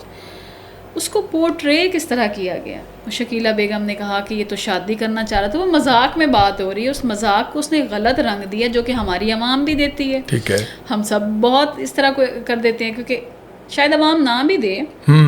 क्या होता है कि हर बंदे का ना बात करने का स्टाइल डिफरेंट होता है। बिल्कुल सही मैं है। आपको और अंदाज में बात करूंगी, आपको मैं कन्वे करूंगी, आप मेरा मैसेज अगर किसी दूसरे को कन्वे करूंगी, कुछ और बात का कुछ अंदाज वो हो। कहीं और बात करेगा, कुछ का कुछ निकल जाएगा। ठीक कह रही हैं। अब वो इसमें भी यही हुआ कि वो उसने उसको बोला कि भाई वो तो इस तरह था, चक्कर था तुम्हारी बेटी। अब एक बंदा जो शक्की मिजाज है, तो उसको तो लग गया ना पता कि यार वो लड़का है और शादी वाले दिन, और वो रो रहा है, काम भी वहां पे कर रहा है, सारे कर रहा है, वो रो भी रहा है, और वो देवदास बना हुआ है, तो वो क्या समझेगा? कुछ ना कुछ तो था। कोई भी आम मर्द, आम रिवायती मर्द उस वक्त क्या समझेगा? मर्दों को ही आप बुरा दिखाती हैं। नहीं, मेरे मर्दों को बिल्कुल बुरा नहीं दिखा। क्योंकि जब अभी मैं बात कर रहा हूँ जैसे जैसे, तो मुझे लग रहा है कि आप पता नहीं मर्दों के खिलाफ क्यों। कभी आप 90% कह देती हैं, कभी कहती हैं मैं तो 95 कहने लगी सा कि ठरकी हैं। उसके बाद आप ड्रामों में भी मर्दों को मैं ड्रामों में मर्दों को बिल्कुल बुरा, मैं तो मर्दों के हक में बात करती हूँ। बहनोई जो है वो साली के साथ चक्कर चला रहा है। देखें वो एक खास लोग हैं ना जिनके बारे में मैंने बात की, तो 90% भी तो कह रहे हैं। तो आप तो 10% में आते हैं ना, आप ना परेशान हो। ये यार मैं कुछ नहीं कह यार, ये बहुत बड़ी ज्यादती है यार। ये नहीं, वो तो एक फन में कर रहे हैं ना, जानबूझ के मुझे फंसाने के लिए कर रहे हैं, कोई मसला नहीं। अच्छा, हम टीवी का जो ड्रामा है चुपके चुपके, उसमें जो आयजा खान का किरदार है, ठीक है, वो कहती हैं कि ये मैंने मिसबा नौशीन की रियल लाइफ से इंस्पायर होकर लिखा है। तो ये वाकई ऐसा ही है। तो उनको आपकी इतनी गहराई में सारी बातें कैसे पता है? वो इसलिए पता है कि मेरी एक ही दोस्त है, साइमा अकरम चौधरी। अच्छा, साइमा मेरी बेस्ट फ्रेंड है। ओके। जिस वक्त मैं 2 सीरियल लिख चुकी थी, एक जियो के साथ, एक मैं कर रही थी सोप सीरियल कर रही थी, अपने करियर के स्टार्टिंग डेज़ की बात कर रही हूँ। ठीक है। 2015-16 की बात कर रही हूँ। वो इनके साथ ARY के साथ। तो मेरी उस 2 सीरियल लिखने के बाद मेरी उनके साथ दोस्ती हुई। उनका एक इशू हुआ था, तो उस पर जैसे एक नई राइटर, उनको मैं पढ़ती थी, उनकी मैं फ़ैन भी थी। फ़ैन तो उनकी मैं, साइमा अकरम चौधरी। बिल्कुल, अच्छा, साइमा अकरम ठीक है। चौधरी को डाइस में पढ़ना, उनकी मैं फ़ैन थी। तो ठीक है। मेरे उनके साथ रब्ता हुआ, बात, तो ऐसा ऐसा हमारी दोस्ती होना शुरू हुई। बिल्कुल उसके साथ मेरी शेयरिंग भी बहुत ज़्यादा होती है, एक फैमिली की तरह। वो बंदी मुझे बहुत जानती हैं। अच्छा। हाँ, मैं बड़ी फिल्मी सी थी हूँ। नहीं यार, फिल्मी तो ये बहुत है। हाँ, मैं बहुत फिल्मी, बड़ी मस्त अलग सी, बड़ी अपने आप में रहने वाली, बड़ी अफसानवी सी थी, तो फन करने वाली। तो वो जब मुझे देखती थी रियल लाइफ में, हम बहुत शरारतें करती हैं। जब हम मिलती हैं तो बस फिर तो ना पूछो। अच्छा। हमने बड़ी शरारतें की हैं लाइफ में, हमने बहुत फ़न किया है, हमने साथ अगर ट्रैवल भी किया है तो हम, मतलब मैं क्योंकि वो हंसती हैं, हम लोग एक दूसरे की ना, जब वो बर्थडे होती है तो हम लोग बहुत लंबी लंबी पोस्टें लिख रही होती हैं, तो वो अच्छा। हम उसके पोल खोलती हैं। मोहब्बत है एक हमारी के, वो शॉपिंग के लिए गई हैं या वो कहीं गई हैं, तो वो लाजमी मेरे लिए कुछ ना कुछ उन्होंने, मैं उनको कहती हूँ कि आपकी इतनी अच्छी वो दोस्त हैं। वो मुझे बहुत, मतलब वो इस वजह से, जब वो देखती थी ना कि यार ये तुम रियल लाइफ में तो तुम बिल्कुल वो हो, और राइटर, सारे हम राइटर्स थोड़े से सोबर, वो इस तरह हमें करना पड़ता है, जो अब इस तरह की है हमारी। तो उन्होंने कहा कि मैं तो तुम्हारे पे कहानी लिखती हूँ। ठीक है। मैंने कहा यार ज़रूर लिखो, मुझे बड़ा शौक था हीरोइन बनने का। आप लिखो, मैं आपको चीज़ें बताऊंगी। और फिर मैं उनको अपनी लाइफ के किस्से बताती थी, जो भी चीज़ें हो रही होती थी, और वो फिर वो पता है, मुझसे बहुत बर्तन टूटते हैं। बर्तन टूटते बहुत तोड़ती हूँ मैं। भाई के ऊपर, मतलब अपने हस्बैंड के ऊपर, या नहीं, उन पे नहीं मैं तोड़ती। मेरे से ना चलते चलते, धोते धोते गिलास टूट जाता है, बड़े संभाल के मैंने कप रखा है, मुझसे टूट जाता है, मैं चलते चलते गिर जाती हूँ। ये सेम लाइक, हाँ, ये भी, ये रोज कुछ ना कुछ तोड़ता है मेरे घर में, मतलब सबसे ज़्यादा बर्तन और कप ही टूटते हैं। अच्छा। और मेरे हस्बैंड इतने अच्छे हैं कि मैं, वो कहते हैं कोई बात नहीं, तुम तोड़ते जाओ। अच्छा। हाँ, डरते हैं आपसे? नहीं, डरना तो मुझे, डरता तो हर शौहर है आई थिंक अपनी बीवी से। देख लो तुसी। अच्छा। नहीं, वैसे सच बताएं, घर में वो सख्त हैं ज़्यादा या आप? नहीं, हमारा नहीं सच बताइएगा, कोई बात नहीं, खैर आप सख्त हैं। तो वो क्या, मतलब जी करते हैं बस? मेरे ख्याल में उनको करना चाहिए। और करो तारीफां तुसी। नहीं, ऐसा नहीं है। हमारा लव मैरिज है आपकी? नहीं, लव अरेंज। लव अरेंज, शादी के बाद लव हो गया? उनकी तरफ से लव मैरिज थी, क्योंकि उन्होंने कहा था कि बस मुझे यही चाहिए। मैं उस वक्त पढ़ रही थी, कम उम्र थी, तो मुझे उस चीज़ का आइडिया नहीं था, लेकिन वो इंसान इतने अच्छे हैं कि फिर अल्हम्दुलिल्लाह बड़ी अच्छी, बहुत अच्छी ज़िंदगी गुजर रही है। अच्छा, माशाल्लाह माशाल्लाह। अच्छा, कभी ऐसा हुआ कि फला, मतलब जब राइटर थी, नहीं थी, लिखती थी, नहीं लिखती थी, कभी ऐसा हुआ कि यार काश इस एक्टर से मुलाकात हो जाए? मैं ना पसंद मुझे बहुत वो थे, ज़िंदगी में सिर्फ एक ही ख्वाहिश की है कि मुझे वो सलमान खान से मिलना है, और एक वो वाहिद शायद एक्टर होगा जिससे मैं जाऊंगी और भाग के मिलूंगी और उसको बोलूँगी कि मुझे तुम्हारे साथ सेल्फी लेनी है। अदरवाइज़ मैं कभी किसी एक्टर से मिलती भी हूँ ना, तो मैं कभी आपने नहीं देखा होगा, हालांकि मैं सबसे मिलती हूँ, मैंने कभी किसी के साथ पिक्चर लेके भी सोशल मीडिया पे नहीं डालती। मतलब आप सिर्फ सलमान खान से मिलना चाहती हैं? और मैं सलमान खान से क्यों मिलना चाहती हूँ, उसके पीछे भी वजह है।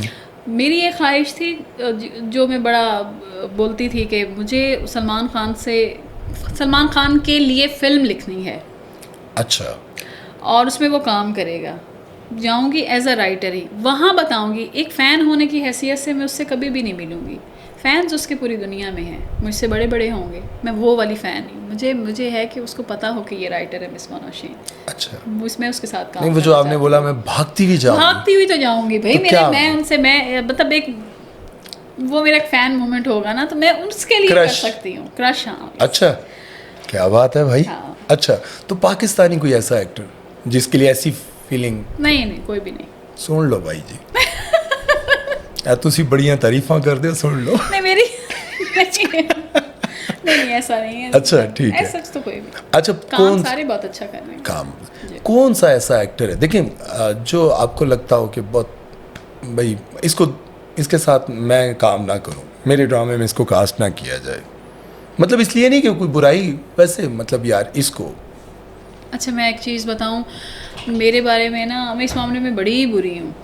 मुझे खुद भी ऐसे फील होता है कि जब मैं एक स्क्रिप्ट कंप्लीट करती हूँ, मैं स्क्रिप्ट कंप्लीट करने के बाद मैं प्रोडक्शन हाउस के हैंड ओवर करती हूँ। ठीक है। उसके बाद मैंने नहीं पूछना उनसे कि उसकी कास्टिंग हुई, कब जा रहा है शूट पे, वो बता दें, ठीक है, वेल एंड गुड। नहीं, आप अपनी कास्टिंग में वो नहीं करती? नहीं, मुझसे पूछते हैं। खलील साहब तो कहते हैं कि मेरा लिखा हुआ ड्रामा मैं A to Z खुद सेलेक्ट करता हूँ, तो आप मतलब जाहिर है आप।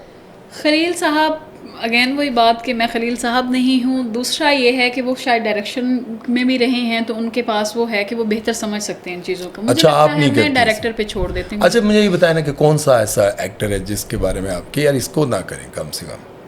ऐसा कोई भी नहीं है। हमराज में कोई ऐसा हो कि यार ये तो नहीं होना चाहिए था? मेरा फोकस 3 कैरेक्टर्स पे था जो मेन लीड थी। तो अहमर, जो मतलब जाहिद अहमद हैं, आयज़ा हैं, सारा का जो कैरेक्टर है, ठीक है, स्टार्टिंग में उस पर भी क्रिटिसाइज़ हुआ कि वो इतनी जॉली है, बबली है, क्यों है। लेकिन मुझे ये पता था कि इसको मंजी हुई अदाकारा ही कर सकती है जो ये कैरेक्टर, पर ये बड़ा मुश्किल कैरेक्टर, आयज़ा वाला। ठीक है। जो साइम का कैरेक्टर है वो तो फेरोज़ के अलावा मैंने कहा ना कोई नहीं कर सकता था। नहीं कर सकता। अगर बिलफर्ज फेरोज़ अवेलेबल ना होते तो किससे करवाती? फिर भी मेरे जहन में कोई ऑप्शन ना होता, मैं फिर प्रोडक्शन हाउस पे डाल देती। मैंने कहा ना, मैं करके तो प्रोडक्शन हाउस पे वैसे कह रहा हूँ ना, देखिए ऐसा नहीं, सीरियसली मुझे नहीं पता कि मैं। आयज़ा ना होती तो कौन होती? आयज़ा ना होती तो शायद वो यमुना होती, सज्जल होती, कोई भी वो लोग ले लेते, कोई भी मंझी हुई अदाकारा जो कर सकती है इसको। बट जब आयज़ा हुई तो मुझे लगा, मैं बड़ी एक्साइटेड थी कि वाओ, मतलब बड़ी अच्छी कास्ट है। अगेन वही बात कि इस सीरियल के थ्रू राइटर हो, मतलब डायरेक्टर या शूट पे कुछ भी हो रहा है, मुझे कुछ पता नहीं था। अच्छा, कुछ पता नहीं था? कोई आपने वो इंटरेस्ट भी नहीं लिया? इंटरेस्ट तो मैं बस आपने दे दिया कि मैं किसी के लिए भी नहीं लेती, लेकिन मैं एक बात हमेशा उनको कहती हूँ कि कुछ भी हो रहा है, इस चीज़ को भी हम समझते हैं कि बाज़ दफ़ा सीक्वेंस का भी इशू आ जाता है, कंटिन्यूटी का इशू आ जाता है, बाज़ दफ़ा कोई एक्टर अवेलेबल नहीं होता, तो उसमें सीन अगर आप कर रहे हैं, मैं डायरेक्टर के काम में नहीं घुसती। मुझे लगता है डायरेक्टर को राइटर के काम में, सबकी अपनी अपनी डोमेन है, उसमें नहीं घुसना चाहिए। फारूक रिंद को ये मैसेज दे रही हैं आप? नहीं, मैं फारूक रिंद को मैसेज नहीं दे रही, मैं आपको वैसे बता रही हूँ। नहीं, वैसे मैं आप अपनी बात कर रही हूँ कि मैं ये करती हूँ, तो मुझे ये लगता है कि डायरेक्टर जिस हिसाब से देखेगा। अब मैं इस मकाम पे पहुँच चुकी हूँ कि मुझे ऐसा लगता है एज अ राइटर, मैंने अभी सब हमराज के बाद मैंने अब सबको यही बात बोली। मैंने कहा देखो, कोई राइटर, डायरेक्टर या कोई एक्टर बड़ा छोटा नहीं है। ठीक है। हर वो एक्टर या डायरेक्टर जो कहानी के अंदर उतर जाए, जो उसकी फील को पकड़ ले, आप उसको कास्ट कर लें, बड़ा छोटा कुछ। मुझे एक बात बताएं सुमैर साहब, हमारे यहाँ कहते हैं कोई ड्रामा हिट हो गया तो उसको कहते हैं कि जी भाई उसने फ़लाँ ने काम बड़ा अच्छा किया है इसलिए ये हिट हुआ। डायरेक्टर का कमाल था, डायरेक्टर भी कहता है कि हमने सेट पे बैठ के दिखा। नाकामी को आप लोग ओन क्यों नहीं करते? हाँ, क्या बात है। मैं हमराज को ओन करने की बात, हमराज के बारे में कोई स्टेटमेंट अपना ना देने की बात सिर्फ यही है कि मैं अपने ड्रामे को ओन करती हूँ और मैं डंके की चोट पे उसको ओन करती हूँ, किसी में कोई। हालांकि डायरेक्टर कहते हैं कि ये हम जो ड्रामा होता है ये हमारा बेबी होता है, हाँ, हम इसे अपने बच्चे की तरह देखते हैं, तो फिर ऑन क्यों नहीं कर रहे? मेरा बच्चा है ना, बिगड़ा हुआ भी है तो मैं उसको ओन कर रही हूँ। ठीक है। हमारे यहाँ ये है, आपने भी ये देखा, आपका ज़्यादा काम है, कोई एक्टर हिट चीज़ हो रही है वो उसकी कामयाबी के 100 बाप हैं, नाकामी यतीम होते हैं। मैं हमेशा ये बहुत ज़बरदस्त बात आपने की है। मैं जब ये ड्रामा आया तो मैं एक बात सोच रहा था कि यार समथिंग हॉट, गैलेक्सी वाले सभी इस ड्रामे को क्रिटिसाइज़ कर रहे हैं, तो मैं कहता हूँ कि अगर इसके लिखे हुए स्क्रिप्ट में प्रॉब्लम होती तो आयज़ा खान पाकिस्तान की super hit actress, Feroz Khan बहुत बड़े एक्टर, जब उनके सामने स्क्रिप्ट गया तो वो ऐसा तो नहीं कर सकते थे कि भाई मैं नहीं कर रहा। डायरेक्टर एक बात तो कर सकते थे ना, कोई एक, लेकिन इससे ये बात साबित होती है कि कहानी में कुछ नहीं था, नसीब। हाँ बिल्कुल, देखें हम मेहनत कर सकते हैं, हमने एक डिफरेंट काम करने की कोशिश की। मैं खुश हूँ कि मेरे प्रोडक्शन हाउस ने मुझ पर इतना रिलाई किया, उन्होंने इतना हाई बजट का जो है वो ड्रामा बनाया। सब एक्टर्स ने काम किया। कभी कभी क्या होता है कि कुछ चीज़ें नहीं चलती नहीं या उनका चलती। टाइम नहीं होता। सही बात है। अच्छा ये बताएं कि आने वाले किसी बड़े प्रोजेक्ट के बारे में, किसको ले रही अब हैं? तो मुझे बड़े प्रोजेक्ट के नाम से भी डर लगता है। लो जी। नहीं, काम अल्हम्दुलिल्लाह चल रहा है, करूँगी, कुछ ठीक चीज़ें है। आएंगी सामने, कुछ मैंने अपनी कहानियों का वो चेंज किया किसको है। कास्ट करना चाह रही, करवाना चाहेंगी या कि मैं आपकी- नहीं, मुझे ये तो बताएंगी अब कि अगली किसी कहानी में सोच के लिखा हो कि मैं चाह रही हूँ कि मेरा जो अगला ड्रामा आने वाला है उसमें फलां होना चाहिए, एक्ट्रेस फलां होनी चाहिए। मैंने नहीं सोचा। नहीं, कुछ नहीं, मैं अपना काम करके मैं आपको बताया कहानी दे देती हैं बस। मैंने कहानी दे दी। मेरा कंटेंट डिपार्टमेंट मेरे साथ अगर वो है, मैं उनको ये ज़रूर बोलती हूँ कि यार प्लीज़ तुम लोग देखना, कोई भी चीज़ है, मैं 24/7 अवेलेबल हूँ। कुछ भी हो रहा है मेरी लाइफ में, कुछ भी चल रहा है, मैं मुझ कोई भी चीज़ चेंज करवानी है, एक जुमला, एक नुक्ता मैं लगाने के लिए तैयार हूँ और मैं लगा के देती भी हूँ, ये सबको पता है। अच्छा मुझे एक बात बताएं, जी 10 में से कुछ आपने नंबर्स देने हैं। अच्छा 10 में से महविश-ए-आक़, आयज़ा खान, यमुना ज़ैदी, सज्जल अली। या सज्जल अली को कितने नंबर देंगे? मैं उसको 10 on 10 दूंगी क्योंकि मुझे बहुत पसंद है। महविश-ए-आक़ 8 8, आयज़ा खान 10 on 10, अच्छा, यमुना ज़ैदी 10 on 10।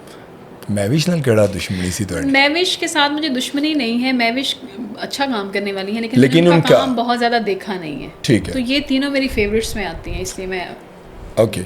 अच्छा, किसको अपने साथ हमेशा रखना चाहेंगी? सबा कमर, माहिरा खान, मीरा और रीमा?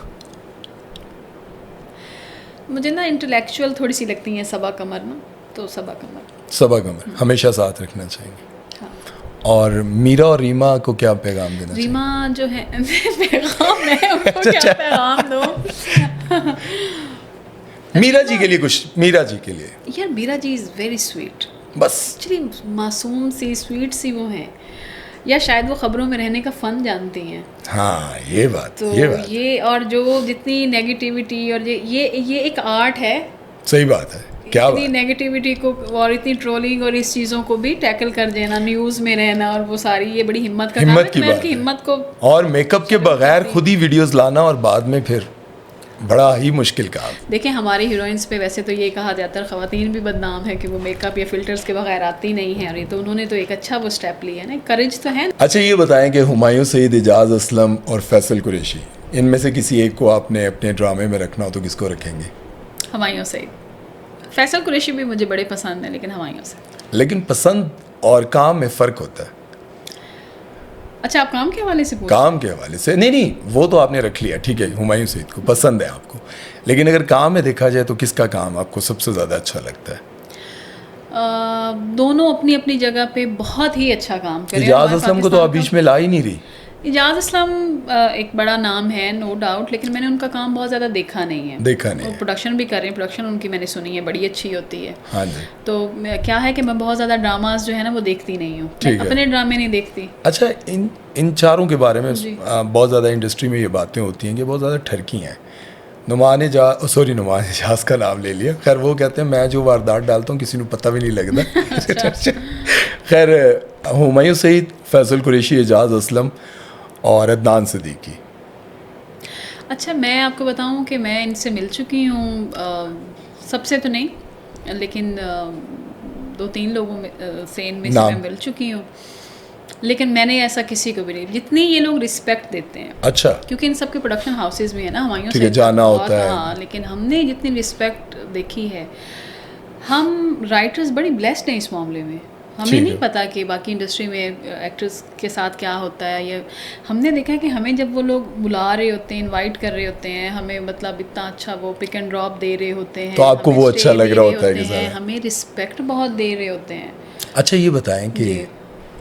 कोई ऐसी एक्ट्रेस जिनके बारे में आप ये कहें कि अब इनको इंडस्ट्री थोड़े अरसे के लिए ब्रेक लेनी चाहिए, बस आराम अरे करना मेरे बारे में लोग कह रहे हैं कि तुम्हें राइटिंग से ब्रेक ले लेनी चाहिए, तो मैं नहीं ले रही, तो मैं क्यों कहूँ कि कोई और ले। चाहिए। हाँ, मैं क्यों कहूँ भाई, जिसका काम चल रहा है, जिसको पैशन है काम करने का, तो अच्छा काम भी आएगा, बुरा भी काम आएगा। हम कोई भी इंसान परफेक्ट तो नहीं है ना, परफेक्ट तो सिर्फ खुदा की ज़ात है। कब हम अच्छा काम भी करेंगे, हम बुरा काम भी करेंगे, लेकिन हम उसको ओन करते हैं। ऑन करते हैं। तो हाँ बिल्कुल, हम उसको ओन करते हैं तो हम काम करते रहेंगे, हम गिरेंगे तो फिर उठना सीखेंगे। किसके साथ हीरोइन आना चाहेंगे? अब अब क्या मतलब? मायरा से तो छोटी होंगी ना? मायरा से तो मैं डेफिनेटली छोटी सबा नहीं कमर हूँ, से तो लेकिन छोटी हैं। तो बेचारी वो भी तो ट्रोल हो रही होती हैं। किसके साथ काम? अच्छा चलें, किसी के साथ भी आपका कपल आए तो किसके साथ आना? मतलब हो के यार इसके साथ आना, मेरा ना नहीं लेना। अच्छा, जब ये कभी तुम आया था तो वो डॉक्टर साहब से मेरी बात जब होती थी ना, तो मैं उनको कहती थी कि फ़हद मुस्तफ़ा को लेना है मेरे ड्रामे में आपने। तो एक असल में मैं उनके लिए लिख नहीं रही थी ना, तो वो मुझे एक दिन ऐसे ही फ़नी से हैं वो भी, तो उन्होंने मुझे कॉल की, कहते मैं आज आपको कॉल कर रहा हूँ कास्ट करने के लिए। अच्छा। तो मैंने कहा ये सबसे अच्छा है, बस फ़हद मुस्तफ़ा को। कहते हम जैसे तैसे भी उनको राज़ी कर लेंगे। राजी कर लें। राज़ी अच्छा कर लेंगे। ठीक मैंने है। कहा चलें। फहद के साथ? नहीं, फ़हद मुस्तफ़ा तो उन्होंने बोला ना। नहीं तो वैसे उनका आप option किसके था। साथ, आप अगर आपको लिया जाए तो किसके साथ आना चाहेंगे? मैं कोई नया हीरो ही लेके आऊंगी फिर, अच्छा। अपनी पसंद का। और देख लो इन्होंने नज़र मेरे ते ही, और मैं की कर सकता। नहीं अच्छा चले। वो इतना बड़े नाम है वो, फिर मैं अगर करना चाहूंगी तो नहीं ना, आप नाम ले, आपको देखिए आप अपनी फील्ड का बड़ा नाम है ना, ये ना सोचें। हुमायूं सईद हैं। अच्छा। बिलाल अब्बास हैं। इनके साथ आना बहुत अच्छी बात है। अच्छा, जिस तरह हमारी सीनियर एक्ट्रेस हैं, बुशरा अंसारी जी हैं, अस्मा अब्बास हैं, सबा फैसल हैं, लैला ज़ुबैरी हैं, इनमें से किसको कहेंगी कि सर्जरियाँ थोड़ियाँ कट कराओ, या किसको कहेंगी कि थोड़ी और करा लो? देखिए, खूबसूरत लगना हर औरत का हक है। नहीं ये तो हो गया। तो मैं किसी को भी नहीं, अगर अच्छा, मुझे किसकी लगता है- सर्जरी सबसे अच्छी हुई है? मुझे तो ये चीज़ें समझ नहीं आती, मैं आपको सही बताऊं। नहीं अब ऐसा भी नहीं है, ऐसा भी नहीं है। ये तो आप बिल्कुल ऐसे गोलमोल करके हर बात से निकलने वाली बात ना करें। किसकी सर्जरी सबसे अच्छी है? मुझे सबा फैसल बड़ी खूबसूरत लगती है। वो खुद भी कहती है मैं बड़े पैसे ला दिए इसका। मे भी, लेकिन जो भी वो करवाती हैं बहुत सॉफ्ट सटल, बड़ा खूबसूरत होता है। खूबसूरत है। हाँ। मतीरा की सर्जरी के बारे में बताएं। तेरा तो ना ही करावे यार तुझे। वो जो भी है ना मतीरा, मैं आपको बताऊं कि वो बिंदास है। अच्छा। हाँ, वो बंदी बिंदास है। मैं उसके शोज़ देखती हूँ, वो उस चीज़ को ओन करती है, वो जो करती है वो ओन करती है। देखिए कोई भी है ना, मतलब ये कैमरे के पीछे, कैमरे के सामने बहुत कम लोगों की हिम्मत होती है उस चीज़ को ओन करने की, बोलने की कि हाँ मैंने ये किया। अच्छा, ये वो बंदी बताएं ऐसी मुझे, है। चले मुझे ये बताएं कि जिस तरह से हमारे ड्रामों में आजकल स्कर्ट्स आते जा रहे हैं, घुटने टांगे नंगी, जी। और अभी ड्रामा सीरियल डाइन में आपने देखा होगा जी। कि वो बिल्कुल इनर भी नज़र आ रहे हैं। जी। ठीक है। जी। तो इस बारे में आप क्या, मतलब ये अब ड्रामा सीरियल जाने, वो मस्त मलंग में कोई सीन्स थे कि वो एक ही बेड पे रोमांटिक बहुत ज़्यादा क्लोज होने लगे जी। सीन, इन सीन्स के बारे में और इन ड्रेसिंग के बारे में आपकी क्या राय है? देखिए, बीइंग अ पाकिस्तानी, क्योंकि हमारा इस्लामी जमहूरिया पाकिस्तान है, तो आप रियल लाइफ में जो भी कर रहे हैं, लेकिन ऑन कैमरा ये तो मैं कहूँगी कि आपके पास दुपट्टा होना चाहिए। हमारे यहाँ अनफॉर्चुनेटली क्या होता है कि अगर किसी को दिखाना है ना गरीब, उसके सर पे दुपट्टा करवा दो। अगर आपने किसी को बहुत मॉडर्न दिखाना, दुपट्टा उतरवा दो। दुपट्टा तो दूर की बात है, अब तो टांगे नंगी होती जा रही हैं और कपड़े इतने पतले होते जा रहे हैं कि उसका तो वो बिल्कुल नहीं होना चाहिए। नहीं होना नहीं चाहिए। होना चाहिए, बिल्कुल नहीं होना चाहिए। क्या बात है जी। देखें, राइटर्स, लोग कहते हैं कि राइटर इस तरह की कहानियां लिखते हैं, हम मजबूर हैं, लेकिन राइटर्स ये कह रहे हैं कि नहीं होना चाहिए। नहीं, देखिए मैं एक बात हमेशा करती हूँ, और मैं आपके शो पे भी यही बात करूँगी कि जब क्रिटिक्स बहुत ज़्यादा क्रिटिसिज्म कर रहे होते हैं किसी भी चीज़ पे, तो तब भी मैंने ये बात बोली थी कि हम ना मुआशरे का, आप सब लोग जो हैं वो, आप चेहरा हैं हमारे पाकिस्तानी मुआशरे का, आप दिखा रहे हैं दुनिया को। ठीक है। यहाँ क्या होगा, पूरी दुनिया नहीं आएगी इस हमारे मुल्क में। मैं है। कोई मुल्क, किसी के बारे में डॉक्यूमेंट्री देख रही होती हूँ ना, तो मैं वहाँ के कल्चर को अगर मैंने देखना है ना, तो वहाँ का लिबास, खाना, लोगों का रहन सहन, मैं उससे जज करूँगी कि यहाँ इस तरह के लोग रहते हैं। आप फैशन करें, फैशन करना बुरी बात नहीं है, लेकिन अपने उस चेहरे का ख्याल रखें, जो हम इमेज जो है ना दे रहे हैं दुनिया को, आप उसका ज़रूर ख्याल रखें। हो सकता है मैं अपनी नॉर्मल लाइफ में जो है वो मतलब अपनी मर्ज़ी की ड्रेसिंग करती होंगी, लेकिन मैं एज अ राइटर जब आई हूँ कैमरे पे तो मुझे ये पता है कि मेरी पहचान जो है ना, मुझे उस हिसाब से ड्रेसिंग करके आनी उस है। हिसाब से तो लोगों की इमेज जो है वो मैं मॉडल ना लगूँ, मैं राइटर ही लगूँ। क्या बात है। मुझे तो आज का ये प्रोग्राम ज़ाती तौर पर बहुत अच्छा लगा, इनके साथ मिलकर, इनके साथ प्रोग्राम करके। मिसबा नौशीन, आपको कैसा लगा आज का प्रोग्राम? और जाते जाते कोई पैगाम देना चाहेंगी फिल्म इंडस्ट्री या आवाम को, जो भी अपना कैमरा आपके सामने है?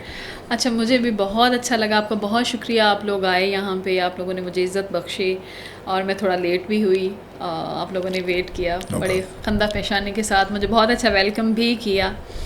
लेकिन मैसेज मैं आवाम को यही देना चाहूँगी कि ड्रामा जो है ना वो ड्रामा करके देखा करें, हम भी इंसान हैं, मार्जिन दिया करें, पर्सनल अटैक्स का आपके पास कोई भी जो है वो नहीं है। अच्छी बुरी चीज़ें जो है ना वो आती रहती हैं, आप जो है ना प्लीज़ थोड़ा सा जो ओन करना सीखें। मैं नेटफ्लिक्स की भी कीड़ी हूँ, मैं कोरियन ड्रामास भी देखती हूँ, मैं ईरानी फिल्म्स भी देखती हूँ, मैं भी सारी जो भी मशहूर हैं ना मैं सब देख रही होती हूँ। अगर मैं एज अ क्रिटिक बैठूँ ना तो मैं पता नहीं कितनी चीज़ें निकाल लूँ। हमारा क्या होता है कि हम खुद अपने ही हमें आदत पड़ गई है, हम पूरी आवाम को ना कि हमने ना बस तनकीद करनी है और देखा देखी करनी है, अपनी तो अकल इस्तेमाल करनी नहीं है। तो अपनी अकल भी इस्तेमाल करें, थोड़ा सा मार्जिन दे दिया करें, चीज़ों को ओन करें, अच्छा इमेज अपना जो है वो दुनिया के सामने पेश करें। क्योंकि अभी बात लंबी हो रही है, बट अभी मैंने रिसेंटली इस चीज़ को जो है वो खुद एक्सपीरियंस किया है कि जिस टाइम अभी इंडिया और पाकिस्तान की वॉर हो रही थी ना, तो इंडियंस के जहन में यही कॉन्सेप्ट था कि हमारे पास बिजली नहीं है, पानी नहीं है, खाना नहीं है, हम तो पता नहीं थर्ड वर्ल्ड कंट्री हैं, हमारे फाका चले सोमालिया से भी बुरे हालात हैं हमारे। अब वो हमें आके बोल रहे हैं तुम्हारे पास ये नहीं है, तुम्हारे पास वो नहीं है, बहुत बुरा लगा, बहुत बुरा लगा ऑनेस्टली। और वो क्यों हो रहा था? क्योंकि हम अपने टॉक शोज़ में, करंट अफेयर्स पे हम यही बातें कर रहे हैं, हम अपनी सोसाइटी का नेगेटिव इमेज क्यों दिखा रहे हैं लोगों को, हम अच्छी पॉजिटिव जो एस्पेक्ट्स हैं हम उन पे बात क्यों नहीं करते? किसी को तो करनी है, आप भी करें, अपने इंडिविजुअली शुरू करें एटलीस्ट, और ये बड़ा ज़रूरी है। ठीक है जी, बहरहाल बहुत अच्छा मैसेज था और मज़ा आया। और दूसरा इन्होंने ये कहा कि ड्रामे को ड्रामे की तरह देखा करें। हाँ जी बिल्कुल, ड्रामे को ड्रामे की तरह देखा करें और प्रोग्राम को भी प्रोग्राम की तरह ही देखा करें।